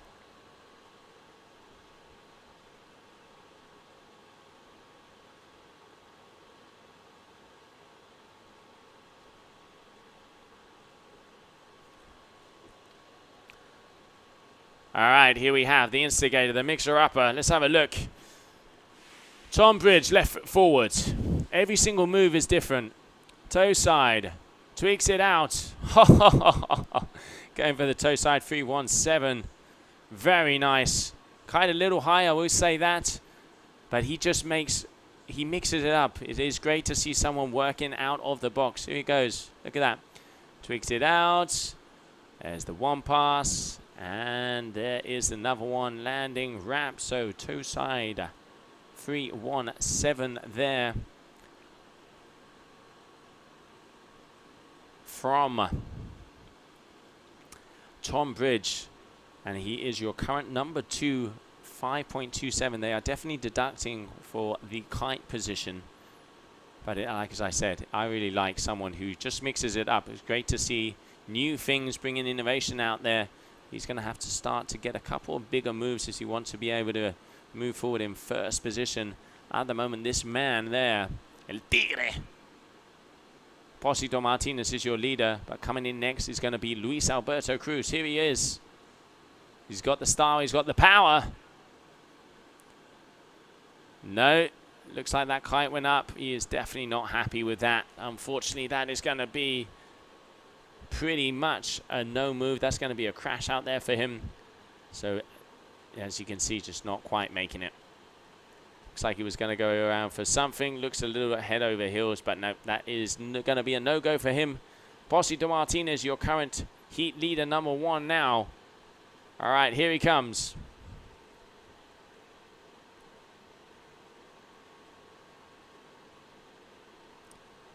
Going for the hard attack, 5. He was looking for the 7. It looks like his leash got a little caught up there, but still, one of the things I love about Posito, he just gets the height. Hard attack 7 there from Mr. Martinez. Let's have a little look-see at this one more time. All right, up and over, rotates around. Kite is high. You can see he's getting pulled up. Gets it. He did have time, but the hand just slipped to the edge of the bar, and he wanted to make that into a 7, so that's going to be a 6.00. All right, final moves, final moves. Here we have Tom Bridge. What's he going to need? He's going to need probably around a 7 if he wants to be making his way through into first position, currently in second. All right, right foot forward. Double back roll to blind. But coming in very hot and going over that edge. So that's going to be a crash for him. So he is going to stay in second position at the moment, as Luis Alberto Cruz is pretty much comboed out. That was really nice. He had the power. You can see the kite was in the sweet spot, rotating around twice, sticking it to blind, just missing the land in there. But once again, new moves, mixing it up. This is what we want to see, not just the normal, not just the, the backside 7s and the front side 7s. You have got to get innovation out there, and it's great to see this youngster pushing that side of the sport. KGB 5 attempt there from Luis Alberto, but going down hard. That's going to be a crash for him, so he is going to stay in third position. So victory lap for Posito Martinez, who is already coming in with speed. As he knows it's his turn, he's going to be appearing on our screen. There he is, Martinez. All right, he looks like he was going to do something, but it's obviously going to be going the other way. And here we can see that last move there from Luis Alberto Cruz, but just missing it. And Posito Martinez, 3-1-7, getting that one nice and clean. So he was looking to improve over that 563, where he got a very big butt check. I reckon he probably will do that, and he is going to be the winner. So meaning your winner of this heat is Posito Martinez from the Dominican Republic. Coming up next from Australia, we have Leo Verechia, Pierre Francesco Risello from Brazil, and Carlos Mario, also from Brazil, our past multiple-time world champion. Big heat coming our way. But let's enjoy some of the action highlights from that last round.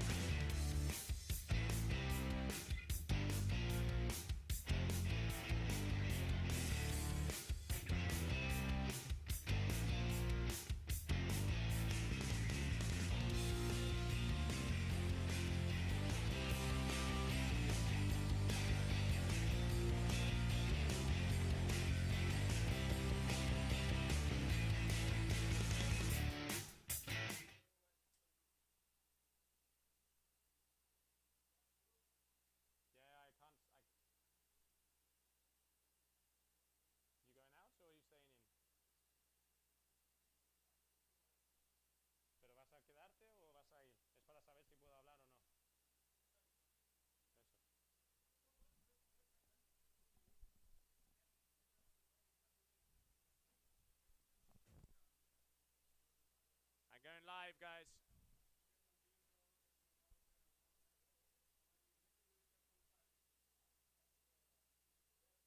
Can you guys shut the door?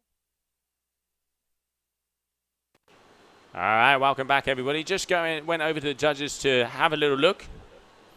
So less than a minute to start. What a good heat there, as we saw some of the new moves out there from Tom Bridge. But it was Posito Martinez who was definitely on fire, going through in first position. Tom coming out with a 22.36, and Posito Martinez with a 26.03. Really nice toe side, backside 3-1-3 there from Tom. I do apologize, I made a mistake on the rotation there. We also saw that chromo into blind slim chance, which is the first time we've seen that. But combo moves aren't going to be in score. So what happens is only score the first move. So chromo there for him. And that last one, even though he didn't land it, that double back roll to blind, I really like that, seeing the power. So good to see Tom mixing it up out here. We will be seeing him in round number 4.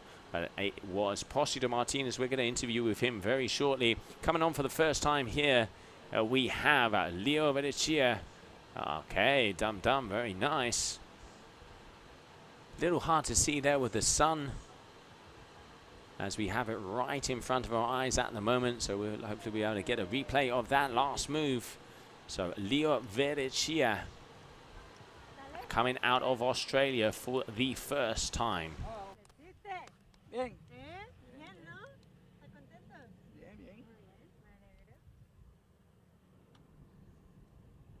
So very nice Dum Dum there with a grab. Good move from Leo Verechia, but unfortunately not quite getting the landing. All right, so next up, Pier Francesco Risello. As he just had a little move, this little youngster from Brazil, one of the more talented younger Brazilian riders. See how he does, because he is out there against a past world champion as well, Carlos Mario Bebé. He wants this more visible. So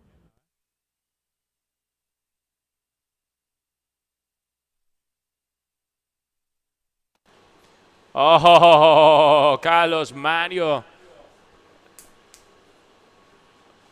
with a front blind mob. Very big, very powerful.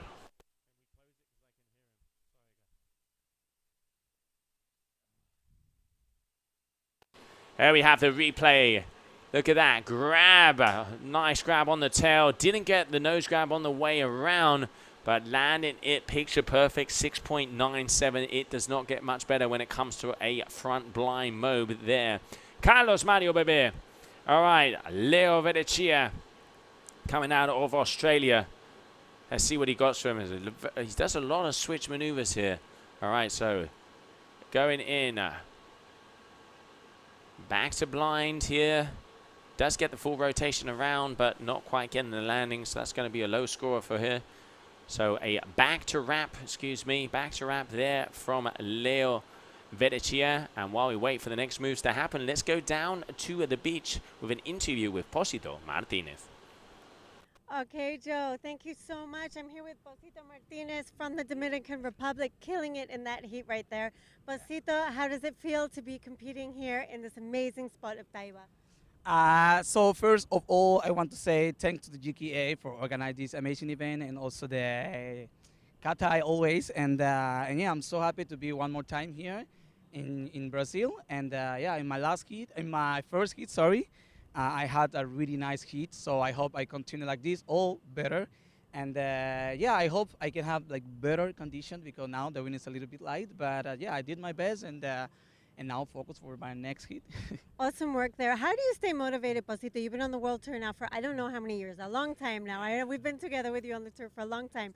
How do you keep your motivation to keep competing in freestyle, keep pushing for new tricks, and keeping the level so high? I have to say I love kiteboarding, you know. So I born on the beach. I can say that I born on the beach, and yeah, kiteboarding like for me it's my life, you know. And I really love kiteboarding. I have an amazing like passion for kite, and more now I am like not a little bit scared, but I pushing more my limits, because I saw the young kid, and I have to say they are killing, like, you know. So I need to push more my limit, and yeah, I have to say that maybe I want to start like, I mean, like, to continue to compete like for 5 or 6 years more, because I'm still younger. I am 28 years old, and yeah, and also I'm focused on big head as well. So I will do both discipline, and yeah, but now I will focus today. I will focus on the GKA, on the freestyle competition, and yeah, let's end it. Great, absolutely, Placido. Thank you so much. Good luck for your next rounds. Hopefully, we'll see you back here. Back to you, Joe. Thank you.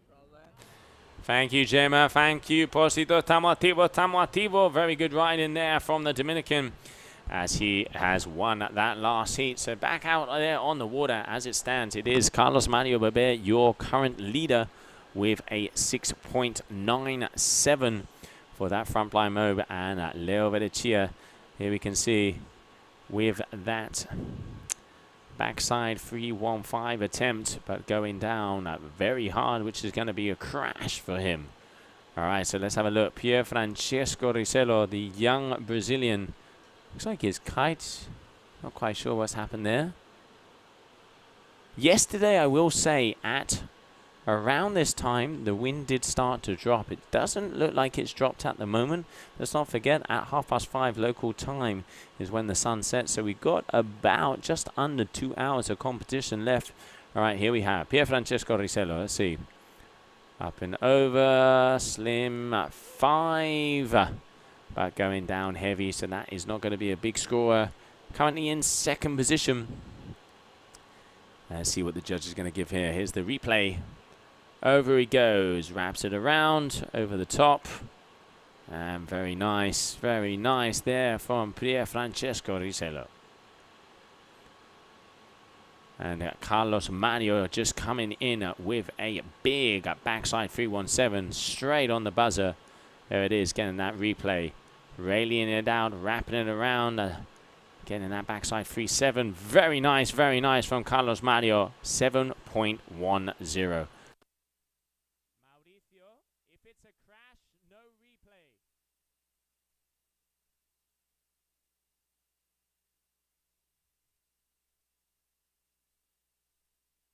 If it's a crash, don't worry about the replay. And for tomorrow, I'm going to ask them to give you 40 seconds, not 30, because it's super tight for you. Okay?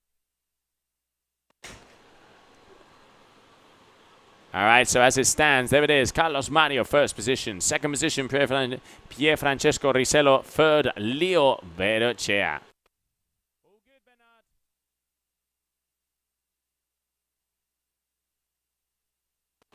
All right, here we have Leo. But it is Pier Francesco's turn. Coming in.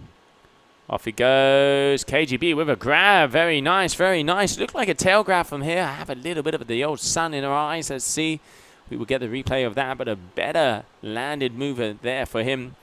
And a slim 7 in the move before there from Leo Verocea. We'll try and get the replay of that one more time, but still very nice. There it is. Off he goes. Gets the all the way around. KGB. Just waiting for confirmation on his scores. He's going to be happy with landing that one, but it is the man coming up next. Carlos Mario already with a 6.97 and a 7.10, and now he's going to be going left foot forward as he starts off.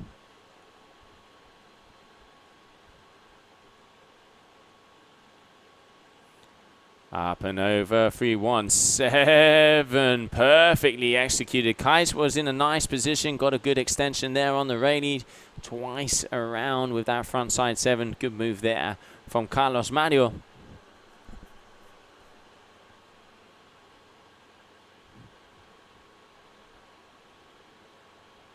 There's the replay. A little bit of a tweak out on the side, wraps himself around. Keeps that kite in the sweet spot. Very good landing. All right, so here we have Leo going up. Backside 5. But not being able to get the landing going there with that backside 315. That's going to be a crash for him. And the youngster, Pier Francesco, is going to be coming up next.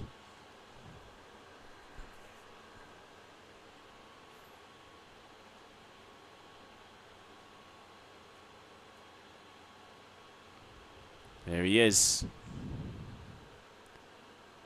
All right, going for an S1 there, but the kite going down hard. Crashing out there for trick attempt number 5. And let's see what the past world champion Carlos Mario has for us. There you can just see him flying through our screen. It looks like he's going to be trying something left foot forward. There he is, Carlos Mario. Just going through the screen there, cameraman. There he is. All right, up he goes, over the top, slim 7, holds it together there on the landing. Looking very calm and in control at the moment here, Carlos Mario, baby. He is one of the world title contenders also out there on the water, as he has possibility to be able to take that first position. He would need to win Brazil, for Cocolutto to be second or worse, and for Manuel Suarez to be worse, 13th or worse. And there we can see that slim 7 there from Carlos Mario. And we will just get the replay of that move from Leo Berechia. There it is, going in to nice, all the way rotated KGB and making sure the other pilots horizontal, liking what I see. A very nicely executed KGB there, 3.93. And next up, the little Brazilian Pierfrancesco Risello for his trick attempt number 6.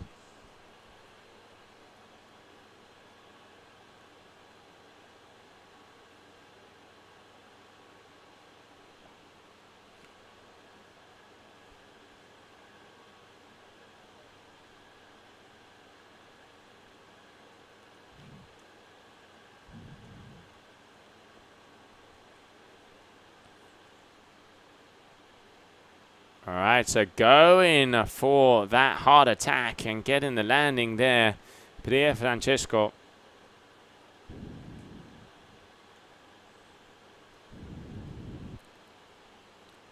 All right, Carlos Mario. Here he is, powering up, left foot forward. Hinterberger 7, textbook, Kite in a nice position. Back roll with a double front side handle pass 720. So he is doing a back roll, then spinning the bar around his back twice to be able to make that landing. The Hinterberger 7. And just look at the control. Passes the bar in the middle every single time. Comes down, has enough time to smile at the camera. This is why this man is a world champion contender, world title contender, and a past world champion. All right, Leo. Trying to get some more speed, looking a little underpowered.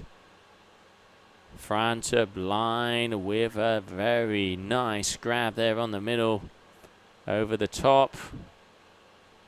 Yeah, like it. Nice tail grab there on the end. Wraps it around, stylish there from the Aussie.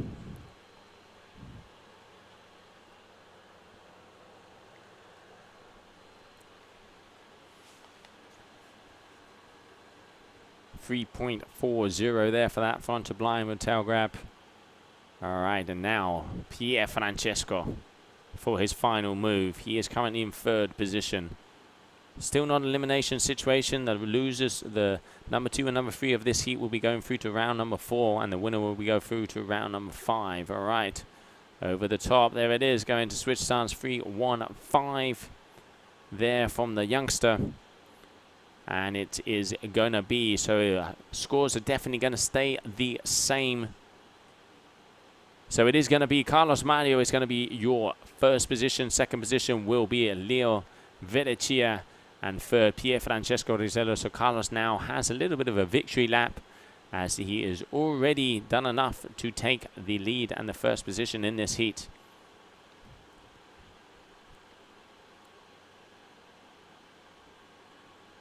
Grab KGB 5. It does not get much better than that. Equal entry and exit speed. Complete control. Passes the bar right in the middle. Lands perfectly. Look at this. All the way around. Grabs. Nice tail grab there. Up and around. Here, look at this. Complete equaling the speed. And that is why he has got that 7.53. For that final move there. All right, so next up we will be going through to heat number 5 of round number 3 is going to be the youngster David Ribeiro, one of the top Brazilian athletes. And this guy has already put in some big moves in the previous heats. Finn Flugel, the GKA Rookie of the Year. And this kid is improving week after week. Seen some stuff on the gram even since Neom. I'm very looking forward to see what he is going to be doing. He is currently in 11th position. And let's see how far he is going to be going in this contest. You never know, it might be all the way. Anything is possible. Any heat is a final. and also Juan Rodriguez, your current number 3 in the world, as he had a 3rd in Colombia, 4th in Neom, and Juan Rodriguez is one of the world title contenders. He needs to win Brazil. That Manuel Suarez is worse than 9th, and he will become world champion. So very important moments out there on the water while we are enjoying these beautiful replays, as we will be starting men's heat number 5, round number 3, in just under 3 minutes.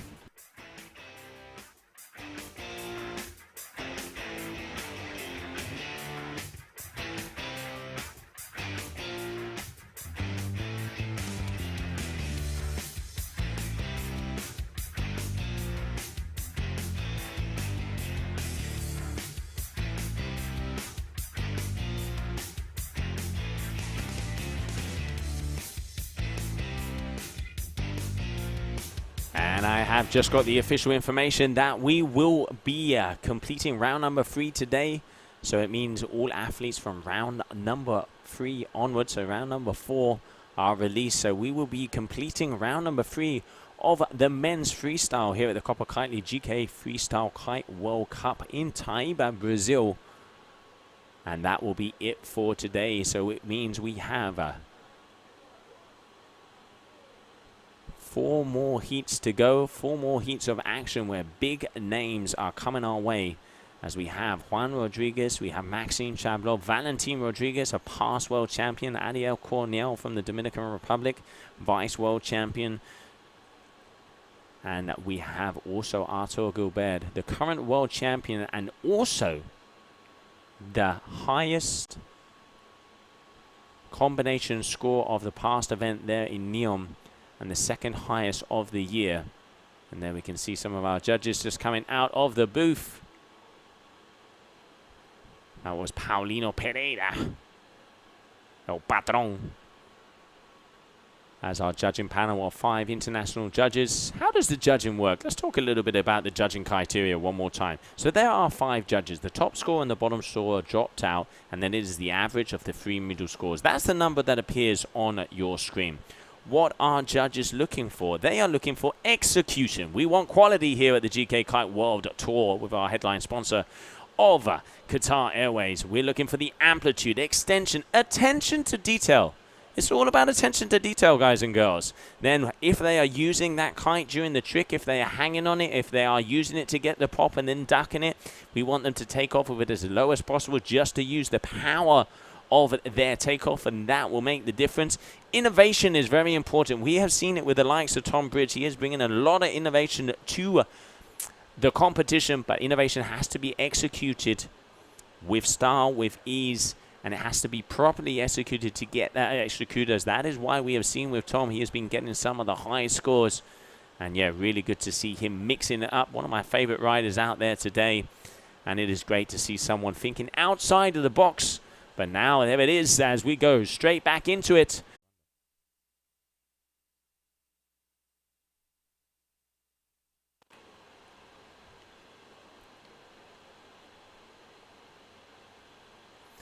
Mr. Flugel throwing down here for his opener, Hinterberger 7. All right, so Juan Rodriguez, the Colombian, 3rd position at the moment on the tour, one of the world champion, world title contenders. Let's see what is going to be going down. As I can also see outside of the booth here, Carlos Mario, we are going to be getting an interview with him very shortly as he just took the win in that last heat.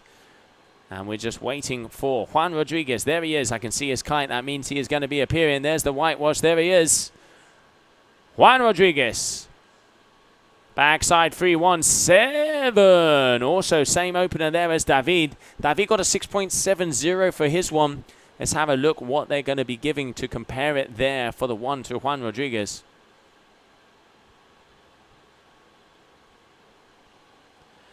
All right, and a 6.67, marking just a little bit of a difference. Good work there from the judges.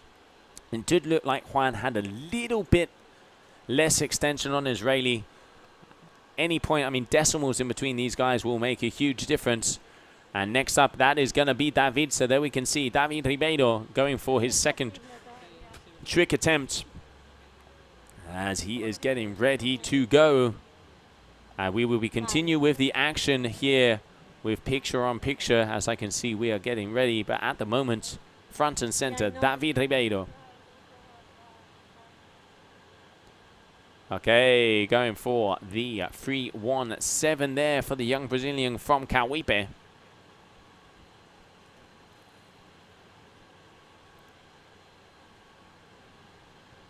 Getting a 4.63 for that last move. All right, Finn Flugel up next. As we can see, there he is, powering in. Finn. What has the youngster got for us? He is loaded out there on his 11 Razor. Going for the heart attack 5. Bada boom there from Finn. I tell you what, this youngster is going to be making some damage at this competition. Watch out. The rookie is here, and he is meaning business. Big move there. Heart attack 5 there from Finn, claiming it. And that is definitely a move to be claimed. 7.20, excuse me, there. And look at this beauty. Rayleigh into the S-bend. There it is, getting that first rotation purely. And look at that landing. As calm as it is, and the grin says it all. Good move there from Finn Flugel. Coming in first position. Juan Rodriguez also going for that heart attack 5. But getting a big butt check there. Trying to, it looks like he's actually trying to mimic. That's the both same moves there from him. But that is going to be a crash for Juan Rodriguez, unfortunately. And now we move on into the third round of tricks. All right, as we're going to continue with the action out there on the water. But I can see that Gemma is ready with Carlos Mario, the winner of the previous heat. Okay, thank you so much, Joe. I'm here with Carlos Mario Bebe, our multiple world champion. We're going to have a little chat with him. We're going to mix it a little bit in Spanish and Portuguese. Bebé, muchas gracias por venir aquí. Has ganado tu primer manga aquí hoy. ¿Cómo te encuentras aquí con la competencia en este lugar increíble de Taiba? Entonces, estoy contente por la competencia ser en Taiba. Eu conheço Taiba há muito tempo, sempre estou navegando aqui. E as condições é como Cauipe, parece muito e sempre estou treinando. Ha hecho la competencia aquí de nacional y ha ganado también. Entonces consigo hacer buen truco aquí. Está flat, está perfecto para freestyle. Está super bien. So he's just saying that he's delighted to have the competition here in the Taiba Lagoon. Obviously the conditions are very similar to what he's used to in Cauipe Lagoon, which is where Bebe is from. So the conditions are just optimal for freestyle. ¿Cómo te sientes, Bebe, que todavía tienes oportunidad en esta competencia de ganar el título mundial? Bastante contente, pero mi objetivo es ganar la competencia de aquí, pero estoy 100% focado y creo que posso ganhar. Tenho que fazer os trucos buenos y así sí, porque los chicos están navegando mucho. Entonces tienen que hacer todos los trucos muy buenos. Muy bien. So he's just explaining that Bebe still does have a chance to win the world title, but his main objective here is to win the competition here during this week in Taiba. And the level of the guys has been really incredible. So it's not going to be an easy competition by any means. Bebe, muchísimas gracias. Te deseo mucha suerte. ¿Quieres enviar un mensaje para los followers? Então, graças a ti. Então, primeiramente, quero agradecer a todo mundo que está sempre na torcida aí, sempre passando aquela energia positiva. Eu estou dando o meu melhor aqui para, se Deus quiser, conseguir a vitória aqui na Taiba, conseguir avançar essa bateria aqui, agora descansar e preparar para as próximas. Muchas gracias, Bebe. Mucha suerte. Thanks a lot. Back to you, Joe. That it is. Energía positiva. Grande, Bebe. Really good ride in there from Carlos Mario. And great to see him in full form here on his home ground. Let's not forget, coming out of Brazil, he has been a past world champion himself. He knows what it is. He knows what he has to do to get that crown. And he is definitely one of our world title contenders. But out on the water, we have another world title contender who at the moment is in third position, because this young man Finn Flugel from Germany is throwing down like no tomorrow. I tell you what, this kid has been doing his homework, and not just in school. He has been out there on the water, and we have seen some of the big moves. 319 there from Juan Rodriguez, but the kite a little slightly high where he wasn't very bigly scored. He didn't get quite a big score. And here we have David Ribeiro, second position so far at the moment. Let's see what he has for us here.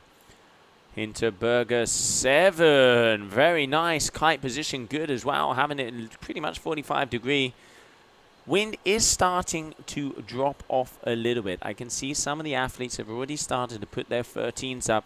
That is actually what happens over here. There is kind of a lull in the midday part, around 3:30, where it starts to go down. And then two things can happen. It can completely disappear, or around 3:30 it starts to come back again. So hopefully we will have the second option, and option B, not option A. But here we can see David Ribeiro there with a very nice Hinterberger 7. All right, next up, Finn Flugel. There he is, coming in for trick attempt number 4.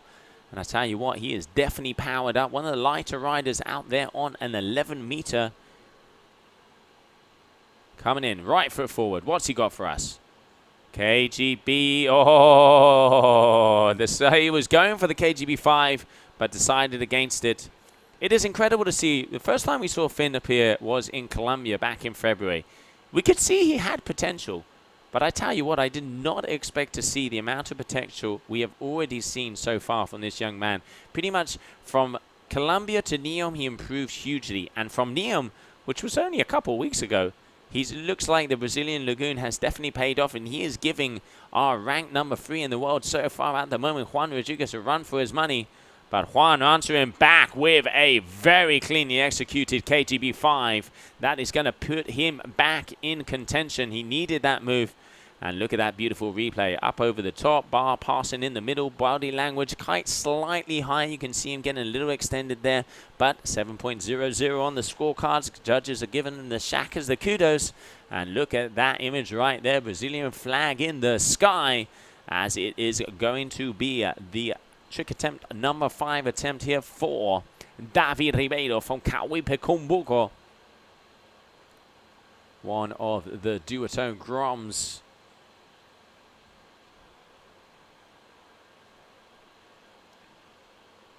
Looking for the grab there on that slim 7, but not even getting the tap, unfortunately, not being able to stretch out as much as he wanted. Slim 7 there, David Ribeiro. So that is a front roll with a 720 rotation front side. So here we can see, goes into a front roll, stops the rotation, was looking for the grab, and then he rotates twice with the bar around his back. I tell you what, I'm dizzy, and it's definitely not even 5 o'clock yet. All right, so David Ribeiro going into first position with that 660 for that last move. Finn looking to answer back, as they are pretty much trading positions out there at the moment. Let's see what the youngster have. Left foot forward, up and over, gets it. Okay, 317, but hasn't got the control and gets the butt check. That is definitely not going to be the move he was looking for, as that is, I'm not sure if that's going to be a crash. No, that's going to be a 2.83 for that last move there from Finn Flugel.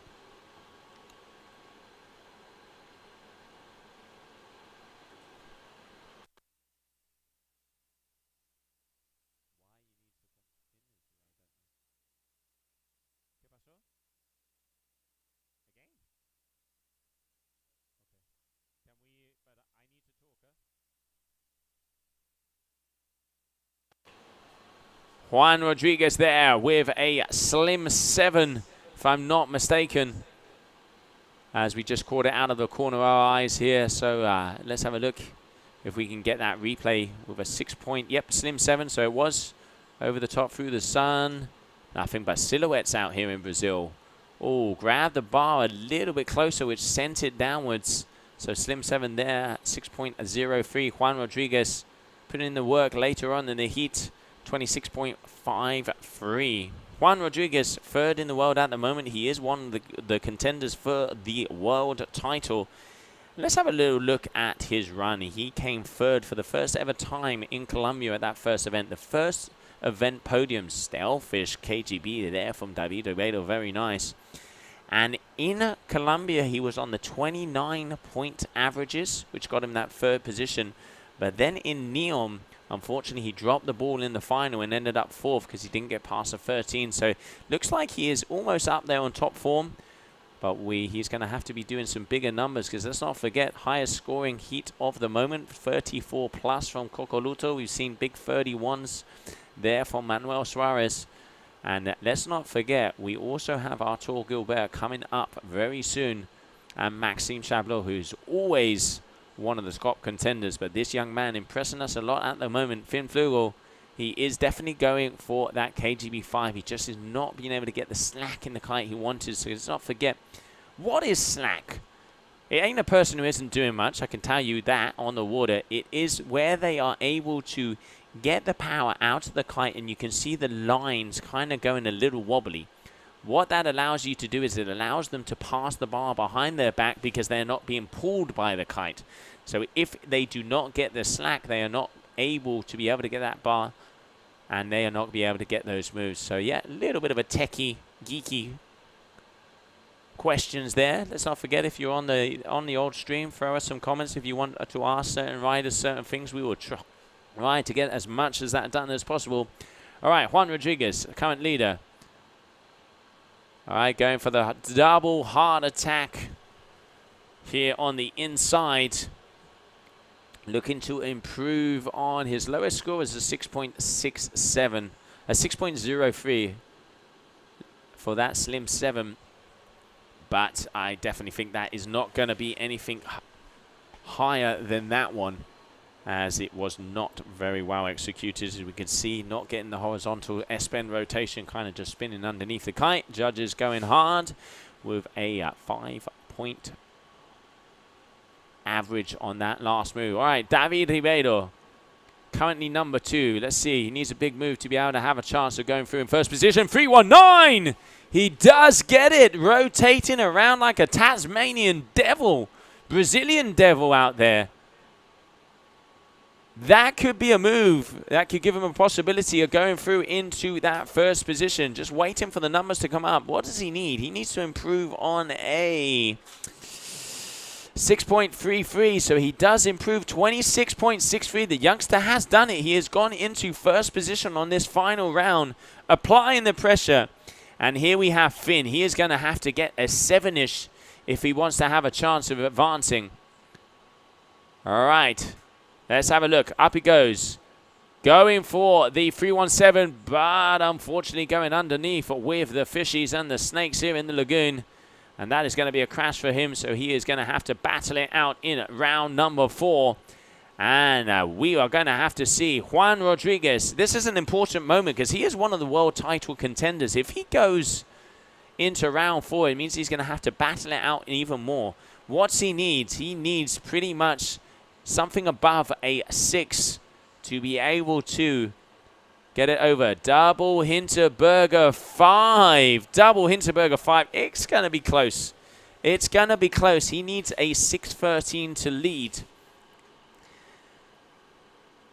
Let's have a look at that replay. Gets the Rayleigh, wraps himself around. Kite not in a bad position. You can see pulling that ball towards him. Does have full control on the landing. It's going to be close. It is going to be close. Is it going to be enough? We are soon going to find out. And a 6.27. Juan Rodriguez. Talk about the buzzer beater. Taking that first position on the final move, meaning he is all the way through to round number 5 of the competition, making it through already to the quarterfinals. And David Ribeiro and Finn Flugel are going to have to battle it out. David coming in second, Finn coming in third. But Juan Rodriguez, the Colombian, getting it back together at the end of the heat. Talk about leaving it until the buzzer. And David would have wanted to maybe try and get some of the things like that in this heat. Very impressed with this young rider. But he's going to have to go down to the dungeons and dig deep. And let's have a little look at the highlights of that last heat. Men's round number 3, heat number 5.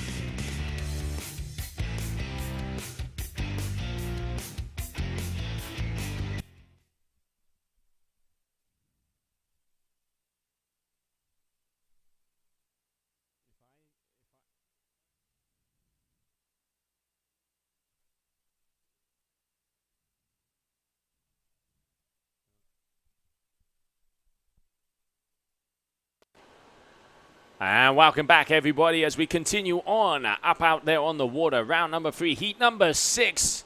And Eric Anderson, I'm going to say it, my favorite Brazilian rider. We have seen him out there in competitions in previous years. This guy has so much style. And I know he is not going to let me down here on this opener. Let's have a look. Up he goes. Stalefish, KGB 5. I need to say no more. Look at that. It gets it easy. Nice grab. Right there on the backhand, on the backside edge, in between the feet, wraps it around, and then gets it to that blind position. Very nice KGB Stalefish 5 here, and look at this in the slow-mo. Holds the grab. That is what you call taking your time. Round, full control, calm, cool, and collected. Smooth operator out there on the water. All right, Guilherme Costa. I've been checking this kid out. I had a little holiday over there in Copa the last week, and this guy has been going big. So we have 2 of the biggest players of the Brazilian athletes out there on the water. He has a very, very unique style of doing rotations, full control, fluid in and out. Let's see what his opener is going to be. Oh, he's going to be mimicking the Stalefish KGB 5 there from Eric Anderson, but definitely the Kite was higher positioned, so is not going to get such a good score. 7.53 for that last one for Eric. And Guilherme Costa there with a 5.93. You can just see he's holding. He is suspending himself on the kite a little bit. Judges are really taking into account the athletes that don't use the kite to be able to hold themselves in the air. And now, Maxime Chablot. This guy is one of the top athletes out there. Last year, he came in a 5th position. He is always a force to be reckoned with. Going for the double grab, tail grab to nose grab, front blind mobe. Rocking out the bucket hat there, Mr. Chablot. Making sure keeping himself out the sun. Let's not forget he's also world champion free ride skier and just a generally talented athlete. It doesn't matter. I reckon you could throw this guy off a 2-story building and he would land on his feet. And that's pretty much what he does when he jumps off of cliffs with the old skis. So, yeah, water is no issue here for Maxime. As we continue on, Eric Anderson there, 7.53, your current leader. All right, so let's see. Going in for trick attempt number 2. Powering up. Hard attack 5. Making it look too easy, Mr. Eric Anderson. Extends the railie. Little bit of a higher kite there. You can see not allowing him to go completely horizontal, but keeping the control. And it's in the landings where you can really see Eric does get those extra points. But while we're waiting for more action to come out on the water, the man with a 24/7 smile from Colombia, Juan Rodriguez, is down on the beach with Gemma. Okay. Thank you so much, Joe. I'm down here with Juan Rodriguez. Juan, that was an amazing heat from you. You were cruising through really easy. It looked maybe towards the end that you were feeling a bit of pressure. You were quite close there, but you managed to advance through to another round. You're still in contention for the world title here in Brazil for the first time ever. How do you feel about that? Well, my feeling is so good. I'm so glad for the guys because it's so curious. That's why he's pushing too much the freestyle as well. My heat is really good. The wind is pretty light, but I'm riding really, really good in my 15 meters. That's why it's amazing. Yeah, this is the first time in Taiba Lagoon, so it's perfect condition and flat water. So I'm really happy. What motivates you, Juan, to keep pushing yourself further and further? The level that we're seeing in freestyle is evolving so fast. And at every event, you guys are pushing harder and harder. What keeps you motivated? What is my motivator? Because for me, I want to push myself. I want to construct a pro center in Colombia. I want to help the kiddos in Colombia as well. And I want to found my dream is that I'm going to be world champion. That's why I'm pushing all the time. I'm training, workouts, eating good, sleep well. That's why it's amazing. Amazing work, Juan, and that dream could come true here this week in Taiba, so it's a really exciting moment. ¿Quieres enviar un mensaje a Colombia, a todo el mundo que te está apoyando desde casa? Claro que sí. Quiero enviar un saludo a mi familia, a toda la gente de Colombia que me está apoyando aquí en Taiba, a toda la gente que me está viendo en vivo. Estoy muy feliz, muy agradecido de verdad de todo corazón.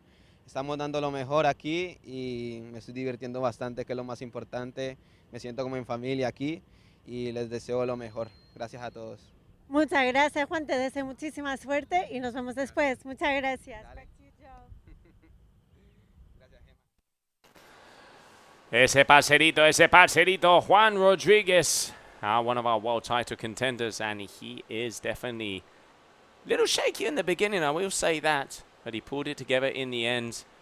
And yeah, great to see Juan already with that smile out there, but I tell you what, another guy who is pulling in action already, Eric Anderson, who has got a 20.73 with that 6.37 there of a last move. Next up, Guillermo Costa coming in on the left-hand side. Here we have Guillermo Costa. Big fronts, very nice with that backside 317. Just as the sunset is starting to come.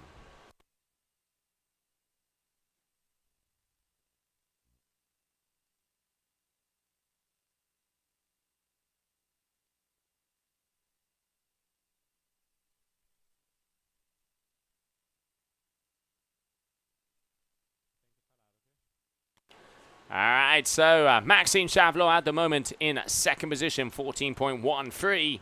Here he is. All right, let's see. Maxime, right foot forward.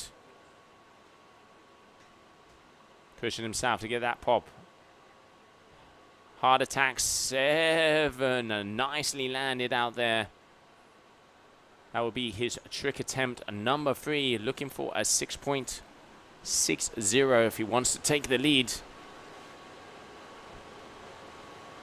Going up, the guys are definitely having to put their kite a little higher as that wind is starting to drop off. The judges are going to be taking that into account.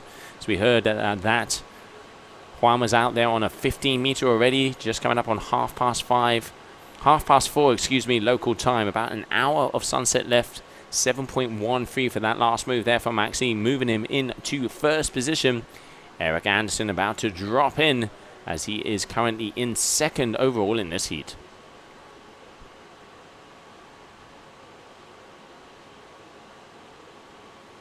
You can see them pushing against it to get that slack out of the big kites. Oh, very nice tail grab from blind mode with the kite as low as it can get, getting inverted head over heels. Very nice there from Eric Anderson. I'm expecting a very decent score there, 6.50.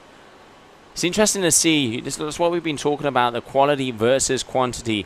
He has got more for that front blind mobe, which is a single pass, passing the bar once behind his back, than the slim 7 he did in the previous move. So it does show, this ain't a spin to win. It ain't a spin to win. You got to get the quality. You got to add the ease, the flair, the style.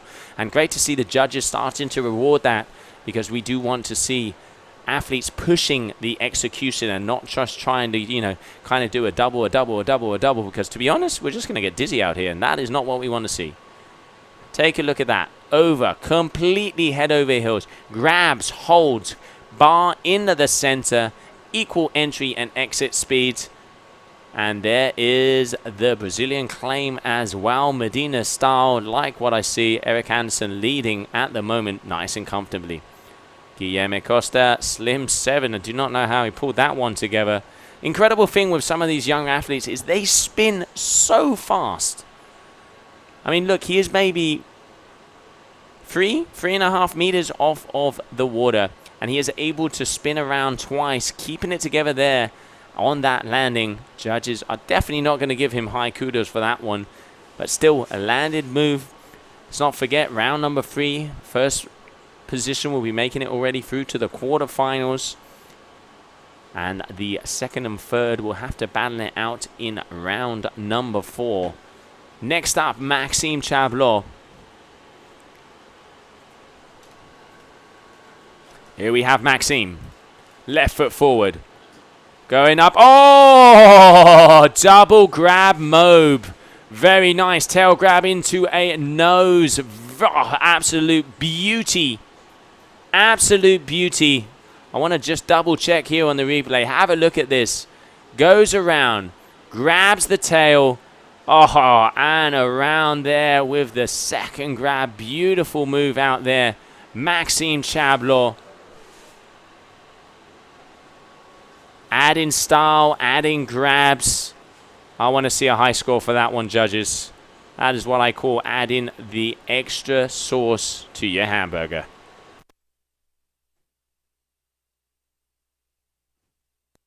All right, Anderson, left foot forward. Hinterberger, 7. Keeps it together, a little bit of a sketchier landing.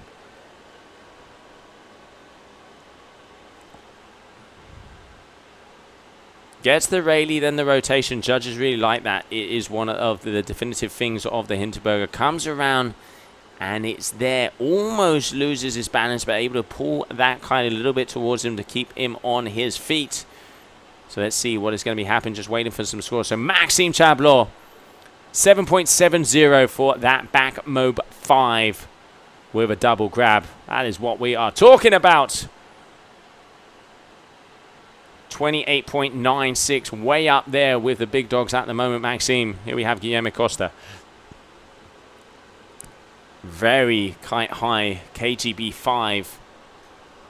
Makes the rotations look easy, but he has, on that back roll rotation, you can see, let's take a look at the slow-mo. It is a good move, don't get me wrong, but you can see he stops the back roll rotation less than half of the way around. Kite is high. He is suspended himself on the Kite, and that you can see when he lands, he doesn't have as much speed as when he enters. So all of those little details are the ones that are going to deduct points from that maneuver.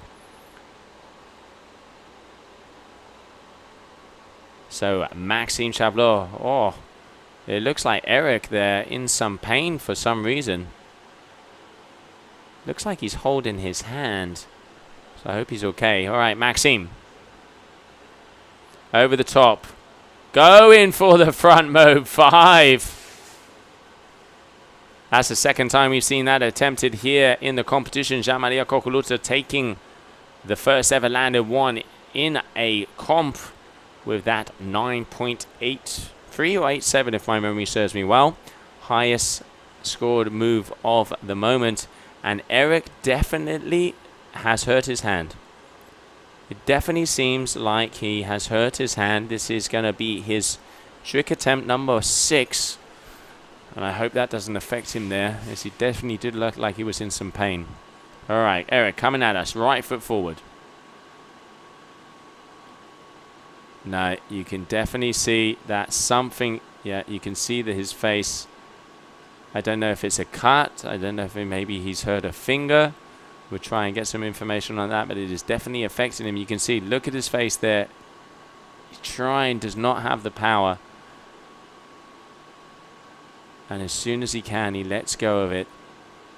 So yeah, unfortunately, there, Eric Anderson looks like he sustained a little bit of an injury. We hope he's going to be okay. As we continue on at Guillermo Costa.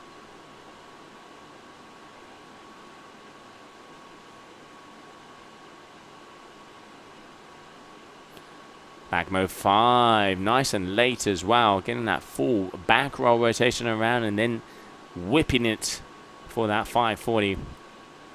All the way around, here he pulls the bar into his hip as he rotates to be able to get that slack. Nice back mode 5 there from Guillermo Costa.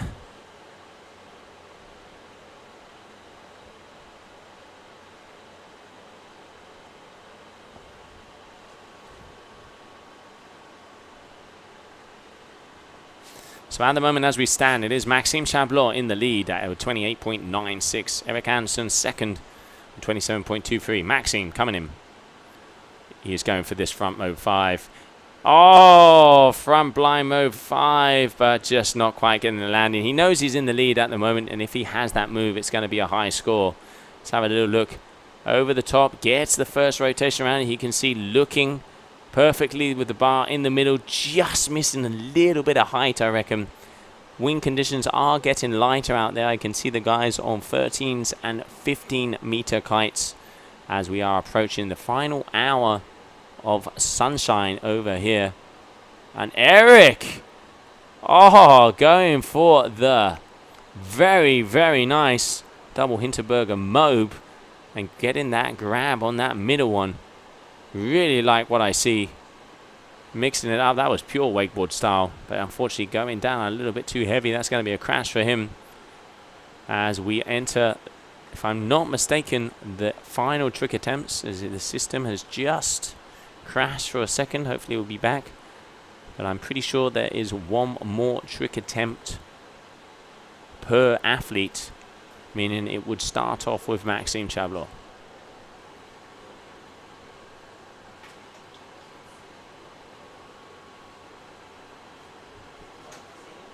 All right, so Maxime Chablot powering in. Here he goes. Double Hinterberger Mo. But unfortunately getting a little bit of a crash there on that one. Going a lot more vertical. Really like that move. One back roll, more horizontal. The second one, it is a pure flip over the top. And this guy is used to doing flips there with the skiing. And they're just, unfortunately, the landing didn't quite come together. All right, and that is it. We do apologize. Looks like there was a little delay there. So that is it for that heat. As coming up next, we will have heat number 6 of round number 3.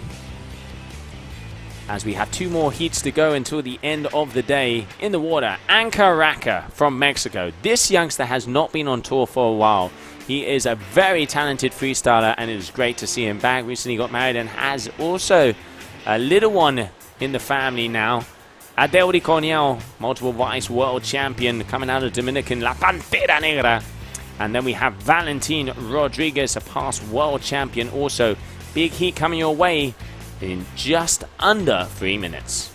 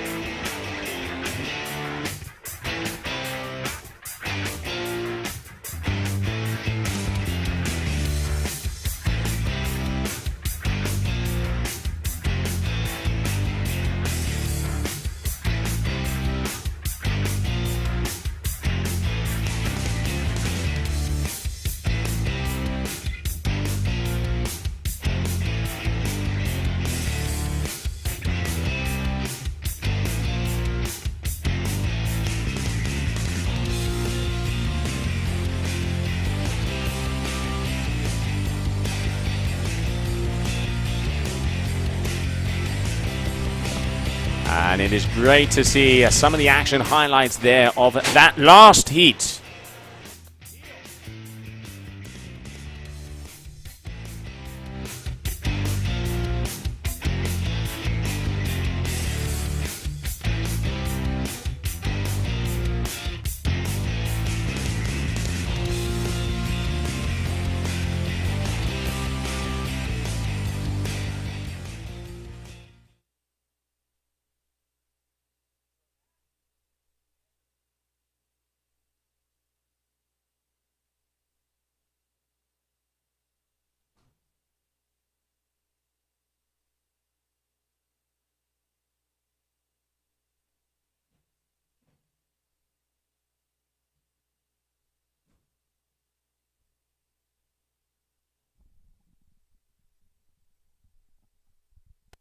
All right, and we're counting down here as we start off the second to last heat of the day. Round number 3, heat number 8. Heat number 7, we have who is going to be going out there on the water. Ankar Raka. There he is, powering in. I am so good to have this young man back. KGB 5. Ankar Raka, when it started off with a lot of the doubles coming in to the competitions, he had one of the fastest spins out there on tour. The speed this young man passes the bar behind his back is ridiculous. And I am very, very happy to see him back on tour, coming in with a full family now. Coming out of Mexico, but he is up against Adeudi Corniel. And there he is, starting off with a very nice KGB 5. And Adeudi Corniel in the background out, I can see him just getting a nice front blind mobe to start off his heat. See, that's the problem. We've missed 2 moves because the replay was going. And that is not, you know what I mean? It's hard. They need to give Mauricio more time. It needs to be 40 seconds, not 30.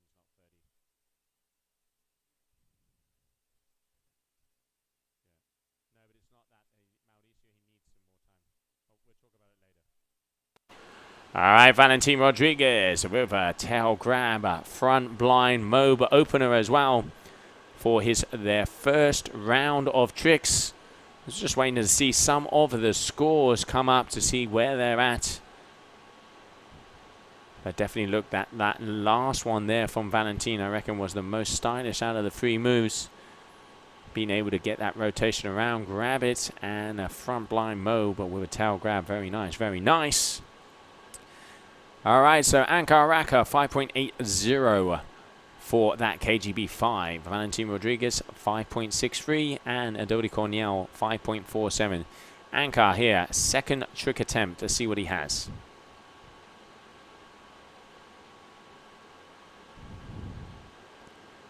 And there we have him going for a hard attack coming through the sun as the sunset is starting to come our way. But we are going to go down to the beach as Gemma is ready for an interview. Okay, thanks a lot, Joe. Down here with Maxime Chavelot. Max, it's nice to see you here in Brazil. Talk to me about the amazing conditions that we have to run this competition here in Taiba. And tell me how your heat went. You're advancing through. Yeah, I had a really fun heat. I have to say, this is really a dream come true. I mean, the dream come true? That was that you're sitting in your buggy all day in the most comfortable spot. That was the first dream come true. And then, I mean, this is the place where we train, where we come here extra to ride these conditions. And to do the competition in this is just so great. And we've been fighting hard, we've been working hard to make this happen together with the organization and everything. And yeah, right now it's a dream come true. Wind was quite light, it drops a bit towards the end of the day, but maybe it played a bit in my advantage, and I'm really happy with my heat, had a lot of fun out there, and I'm excited for the next rounds. How are you feeling about your progression through the competition here at this spot? Do you feel you're going to go far this time? Really good. After a pretty big disappointment in Neom. What happened in Neom? So I lost out in the semifinals, but didn't really feel that great the whole event, didn't have much training before that. Now I've been here for about 2 weeks almost, so definitely know the spot. It's super, you just feel more comfortable when you know that you know the spot, and yeah, I'm excited right now. I'm not even looking at the ladder, I'm just gonna go on, and to win you gotta beat everyone. So here in Brazil it's pretty special. The wild cards are usually really good, and you could kind of say I kind of got the jackpot heat on the first heat with Gigi and Eric, both amazing riders, locals, and yeah, super stoked to win that heat, and definitely gives a lot of confidence. All right, Max, so I wish you lots of luck, and hopefully we'll see you back here after another round. Everyone. Thanks a lot. Back to you, Joe. Thanks, Gemma. Thanks, Maxine. Great to see that guy with a smile. And yeah, as he said, it is a dream come true to be able to have this competition here. So at the moment, let's have a little look back at the action on the water. Adeudi Corniel is your current leader with an 11.87. And at second position was Ankar Raka. Here we can see Valentin Rodriguez, if I'm not mistaken. Oh! With the KGB 5 mummy wrap for the first time in competition. Now we are talking. That is a huge move there from Valentin Rodriguez. I'm waiting for the system to reboot here on my screen to know exact scores. But that is what I'm talking about. We are bringing moves into the water. KGB 5 mummy wrap there from Valentin Rodriguez. Sí, señor, dale duro.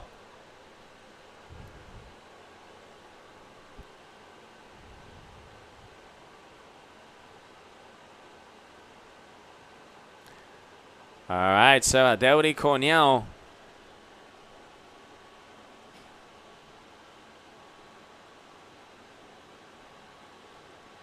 He is in the lead at the moment. Valentin Rodriguez, there are scores definitely still waiting to be dropped. I do think there is a delay in the system as we stand, because there is definitely more than one move out there from Valentin. So we do apologize. We will try and get that information as soon as possible, as it does look like the scoring system is down at the moment.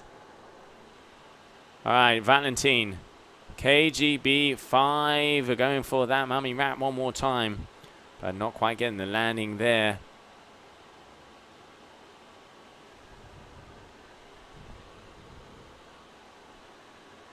All right, so now it is going to be the turn of Adeudi Cornell. It says on my screen, but no, they're definitely, my system is definitely in a reboot situation. I'm going to completely ignore it, because at the moment that is Ankar Raka from Mexico. Left foot forward, off he goes, tweaking it out. 3-1-7 there from Ankar Raka.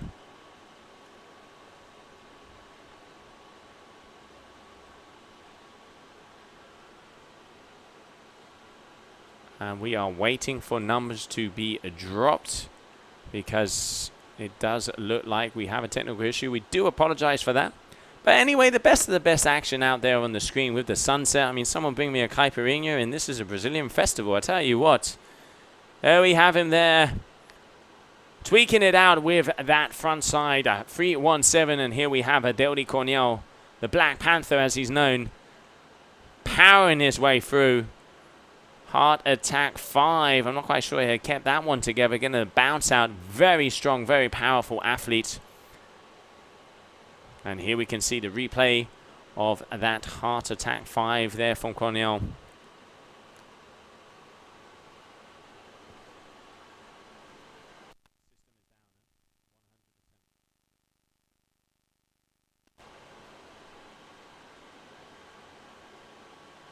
And Valentin looking back, having a little look-see at the screen.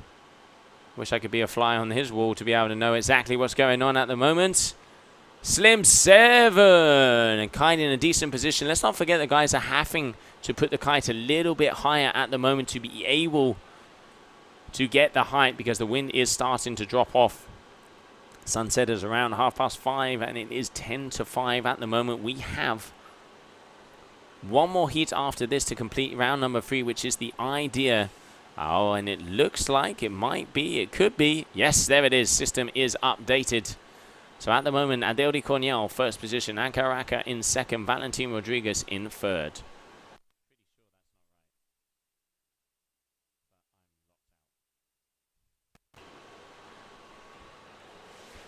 Anchor there. Once again, another big move here. Right foot forward on the inside, coming through the sun, as we would get a nice little replay of the action with that KGB 5. See how he pulls and wraps himself into it, landing crouching like a tiger there. But unfortunately, at the moment, just waiting to see those numbers come up. 22.870 is currently in second position. Adeudi Cornell in first with a 24.20. If my memory serves me right, this is going to be the 6th trick attempt, but I am blind here at the moment. I do apologize. Slim 7, or a slim to wrap there from Adeudi Cornell. Looks like he paused a minute there at this after the second rotation. Came round, he was, yeah, you can see Kite pulling him a little bit up. And he slightly got off balance. He did very well to be able to wrap that round.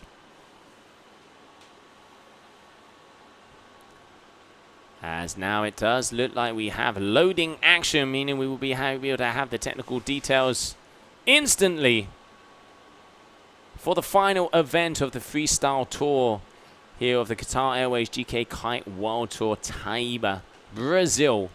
The best freestyle location in the world with the best riders. And they are really starting to push it. We've seen new moves left, right, and center. Here we have Valentin Rodriguez. Backside 317. Trying to make some moves so he can get some scores up there because he is currently in third position.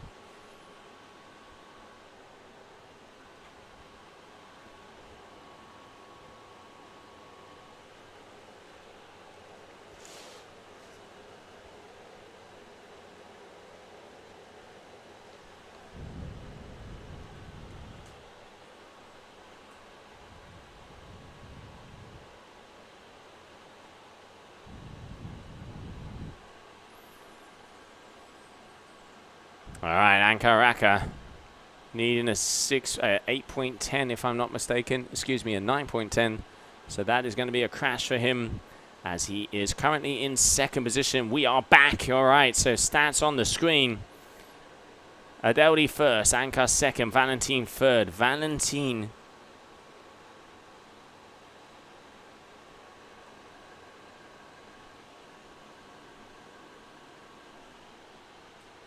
waiting to see some numbers up here. It does look like there has been some system error. I'm trying to see where that KGB 5 mummy wrap is. And here we have Adeldi Cornell going for a single back mob. So it does look like, as unfortunately it was into the sun, I reckon it could have been Ankaraka who got that KGB 5 mummy wrap. I will wait to get confirmation on that because it does look like the stats have changed. Back mob there from Adeldi Cornell, and the wind certainly looks like it is dropping off.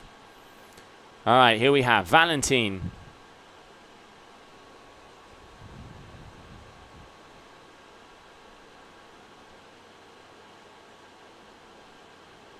KGB, no, okay, so it was Valentin. KGB 5 mummy wrap, so I was right.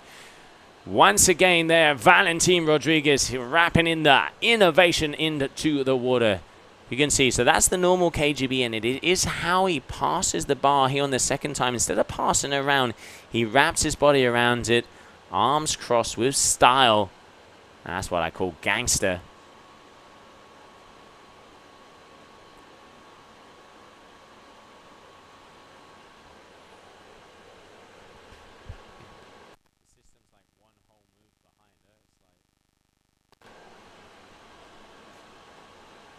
And looking like, yes it is, 8.13 there. Valentin Rodriguez going into first position. Well deserved. KGB 5 mummy wrap. And here we have Ankaraka. So what's he need? He needs a 7, high 7.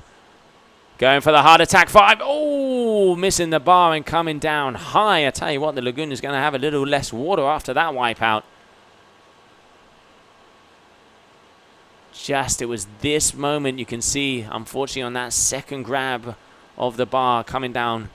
Adeldi Cornell, what's he need? He needs a 7.30. So he's going to be looking to improve probably his front blind move, if I'm not mistaken. Will be a 1 to try and improve to be able to get close to that. Or his heart attack 5. Probably knowing Cornell, it's going to be his heart attack 5. Yeah, there it is. Heart attack 5. Much nicer landing, but unfortunately going down. It looks like he just got dropped by his kite a little bit there. All right, so here we can see nicely executed heart attack 5. Wraps it in the middle, comes round, boom. Passes the bar out, little bit of a sketchy landing, 6.60. That is not going to be enough, so he is going to be second. So it is going to be official. It is going to be Valentin Rodriguez is going to be the man making his way already to the quarterfinals through to round 5 directly as your winner. And he has a victory lap here for his final move of the day.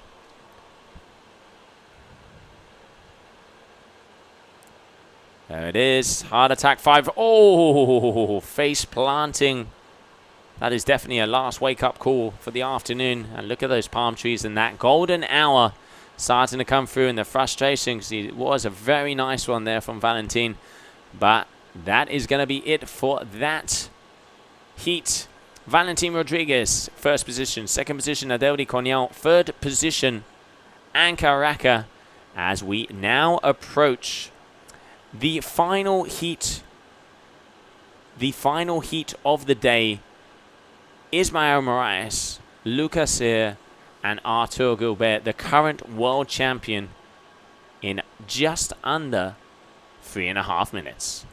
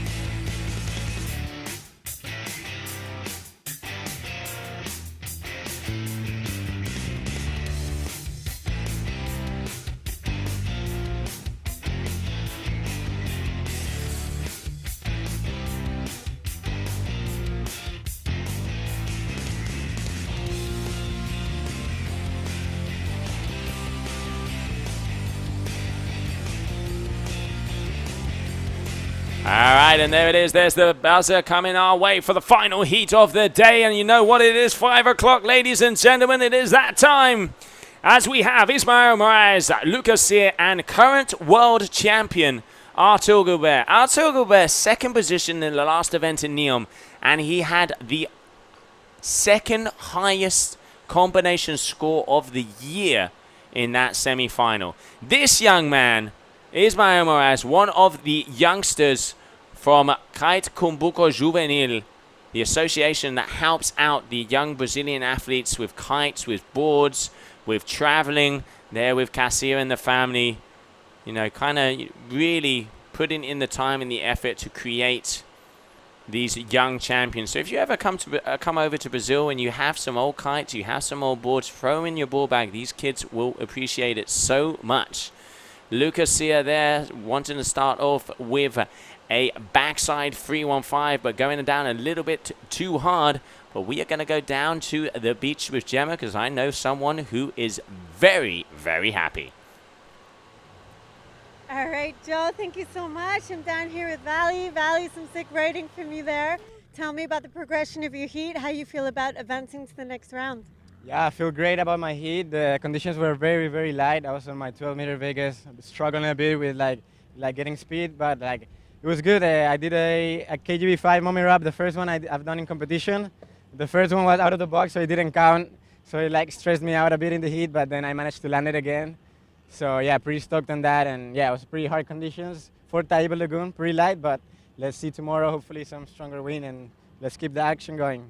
Tell me how you feel about having the event here at this incredible location for the first time in the lagoon. Well, like it's a dream come true, to be honest. Like it's one of my favorite lagoons to train. It's the one I'm training like this month every day here. So it's like pretty sick to have an event like right where I train every day and like where I'm looking forward at the end of the year to come. So yeah, pretty stoked on that. All right, well, great stuff, Valley. Let you get some rest. Thank you so much. And back to you, Joe. Thanks a lot. Grande Val. Loving that KGB 5 mummy rack, representing. That is what I want to see. And he is making his way through to the quarterfinals. Great to see the past world champion in full form.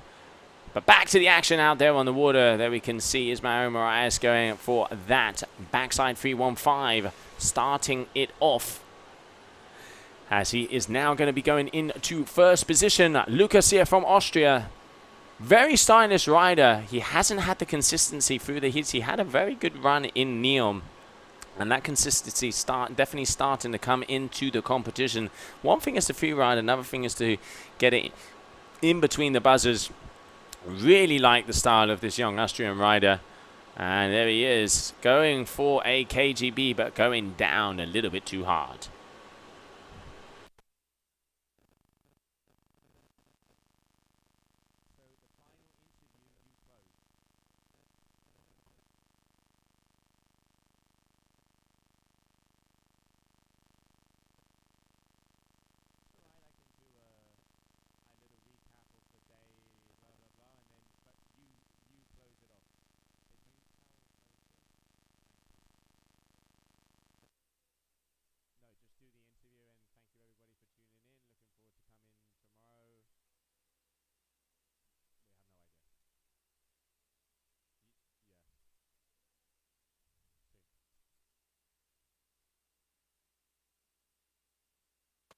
All right, Arthur Gilbert coming in here, right foot forward.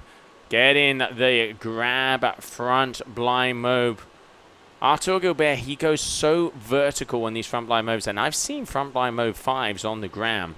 Landing it for the first times over here in Taiba. He says, look at that. Grabs it there on the tail, up and over. And I tell you what, I just love this golden hour. It is nothing but gold out there on the water. The best freestyle location, 6.13 for that last front blind move.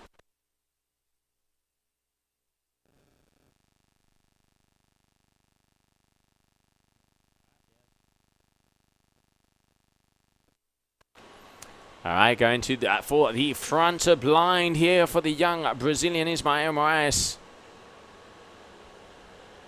And Lucas Sear, unfortunately, still yet to land a move. So here we can see going over the top, wraps it around. Front blind air pass there. Not quite getting the extra 180 for it to be a front blind mobe. 4.07. Judges liking what they saw out of that one. It did have some style. All right, come on, Luca. Let's get this one in the bag. Let's start this one off. Left foot forward. He's got the power into the golden rays of the Taiba Brazilian sun. Yeah. Oh, going for the grabber. Mobe 5, but coming down hard, unfortunately. That is going to be another crash. So he is now going to have to land his... He is going to have to land his next 4 moves if he wants to be able to create the maximum amount of points.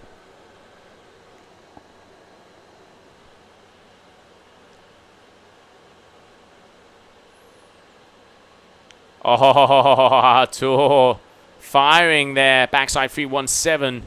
He knows at the moment he is in control of this heat after that move.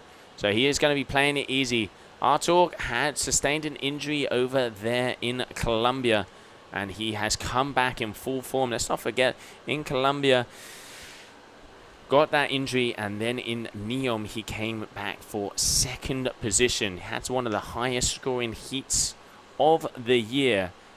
And he comes into this competition in 5th position overall, and is also a world title contender. Because if Manuel Suarez is 13th or worse, Cocoluto is 2nd or worse, Artur Gilbert winning Brazil could be a world champion. So pretty much the 5 contenders, they have to win the event to kind of have as much chance as possible to be able to take this world championship home.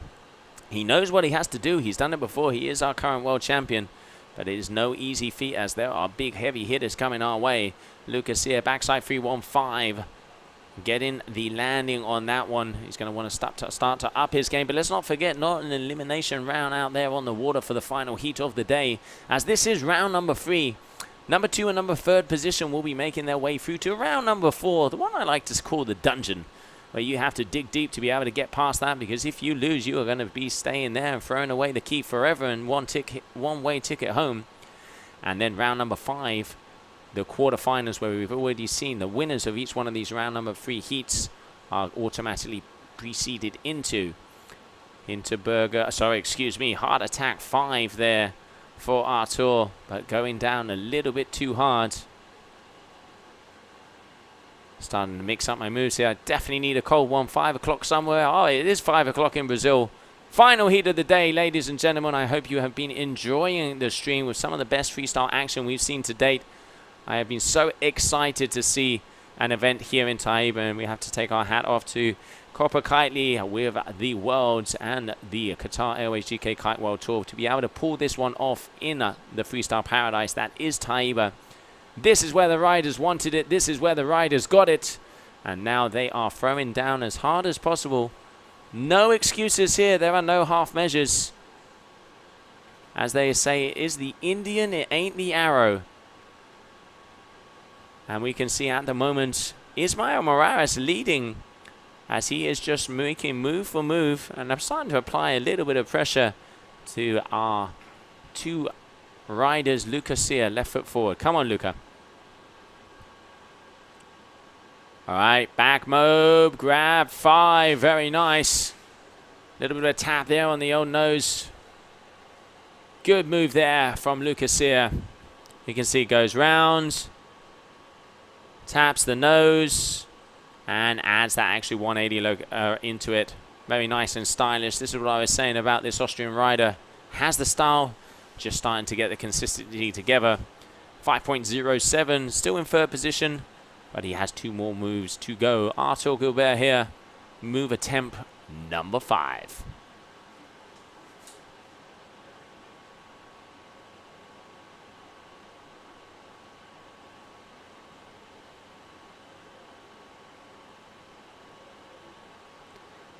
Going for the 3-1-7.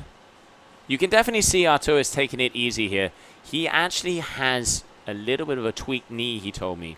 So he is going to be taking it easy. He's not going to be doing any more than he needs to in the first heats to just keep his world title contendant up for grabs to see if he can become the 2 times world champion. So he is literally just making the moves as much as he has to be able to continue through this competition. So far going into 1st position. And this young man, Ismael Morales, yeah, 3-1-7. One of the youngsters from Caumbuco. And he is not missing a beat. It is great to see these young athletes, how they really are progressing. And I tell you what, with locations like this, no wonder we have so many good Brazilians on tour and such a powerful young contingency of young athletes coming out of this beautiful country, which I tell you what is kiting paradise. I mean, here in Taiba, we have the perfection of the Taiba Lagoon here with the freestyle. And then we can go down to Taibinho, where we have the waves all over the top. Does he get it? No, he doesn't. Front blind mob there from Lucas here. Very nice and vertical, but once again missing out on the landing, unfortunately, for that trick attempt number 6. That is what I call vertical, flipping over the top, just missing out on an extra 90 degrees there. All right, so now trick attempt number 6 for Artur, as I just saw him speed across in front of the judges' tower, meaning it is going to be a left foot forward move. All right, here he comes. All right, Artur.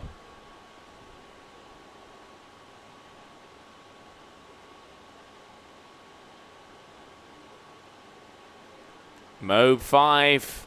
Like I said, he is keeping it simple, doing just enough to be able to continue through the rounds.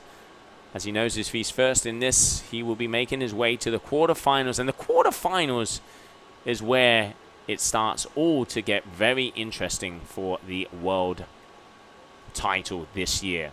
Because if Manuel Suarez loses in the quarterfinals, it opens up a can of worms for Cocoluto, Carlos Mario, Juan Rodriguez and Artur Gilbert to have the possibility of becoming this season's freestyle world champion.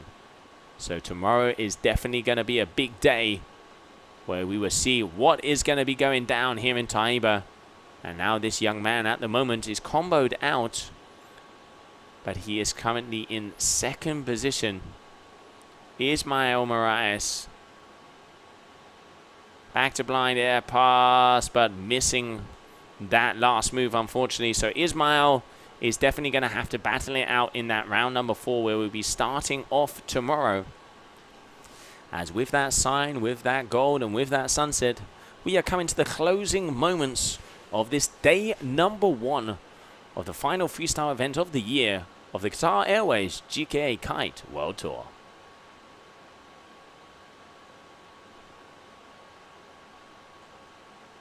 Luca KGB, oh, back edge. That is what I call a whiplash. Back edge there on that KGB5 attempt. So Luca also is going to have to battle it out in round number 4 if he wants to continue on in this competition after that last wipeout, as the French athlete Artur Gilbert, and current number 1, the world champion from last year, has a victory lapped, as he has already done enough to claim that first position and make his way through to the quarterfinals. Here he has. Oh, I like, he's got the smile. I call this guy the pitbull. He comes in with so much power. Look at the amount of water. Oh, going down hard with that KGB. But he's all right. He's all right. He's all right. Okay, so I'm a little worried there. Artur, kite went a little hard, grabbed the bar on the wrong side, so spin the kite upwards. Coming down, and I tell you what, the fishes all the way in China are scared after that wipeout. So that is it here for round number 3 of the competition. And what an amazing round it has been. Great to see the action out there. But before we go, let's have a little look at some of the highlights and do a quick recap of this first egg here in Taiba.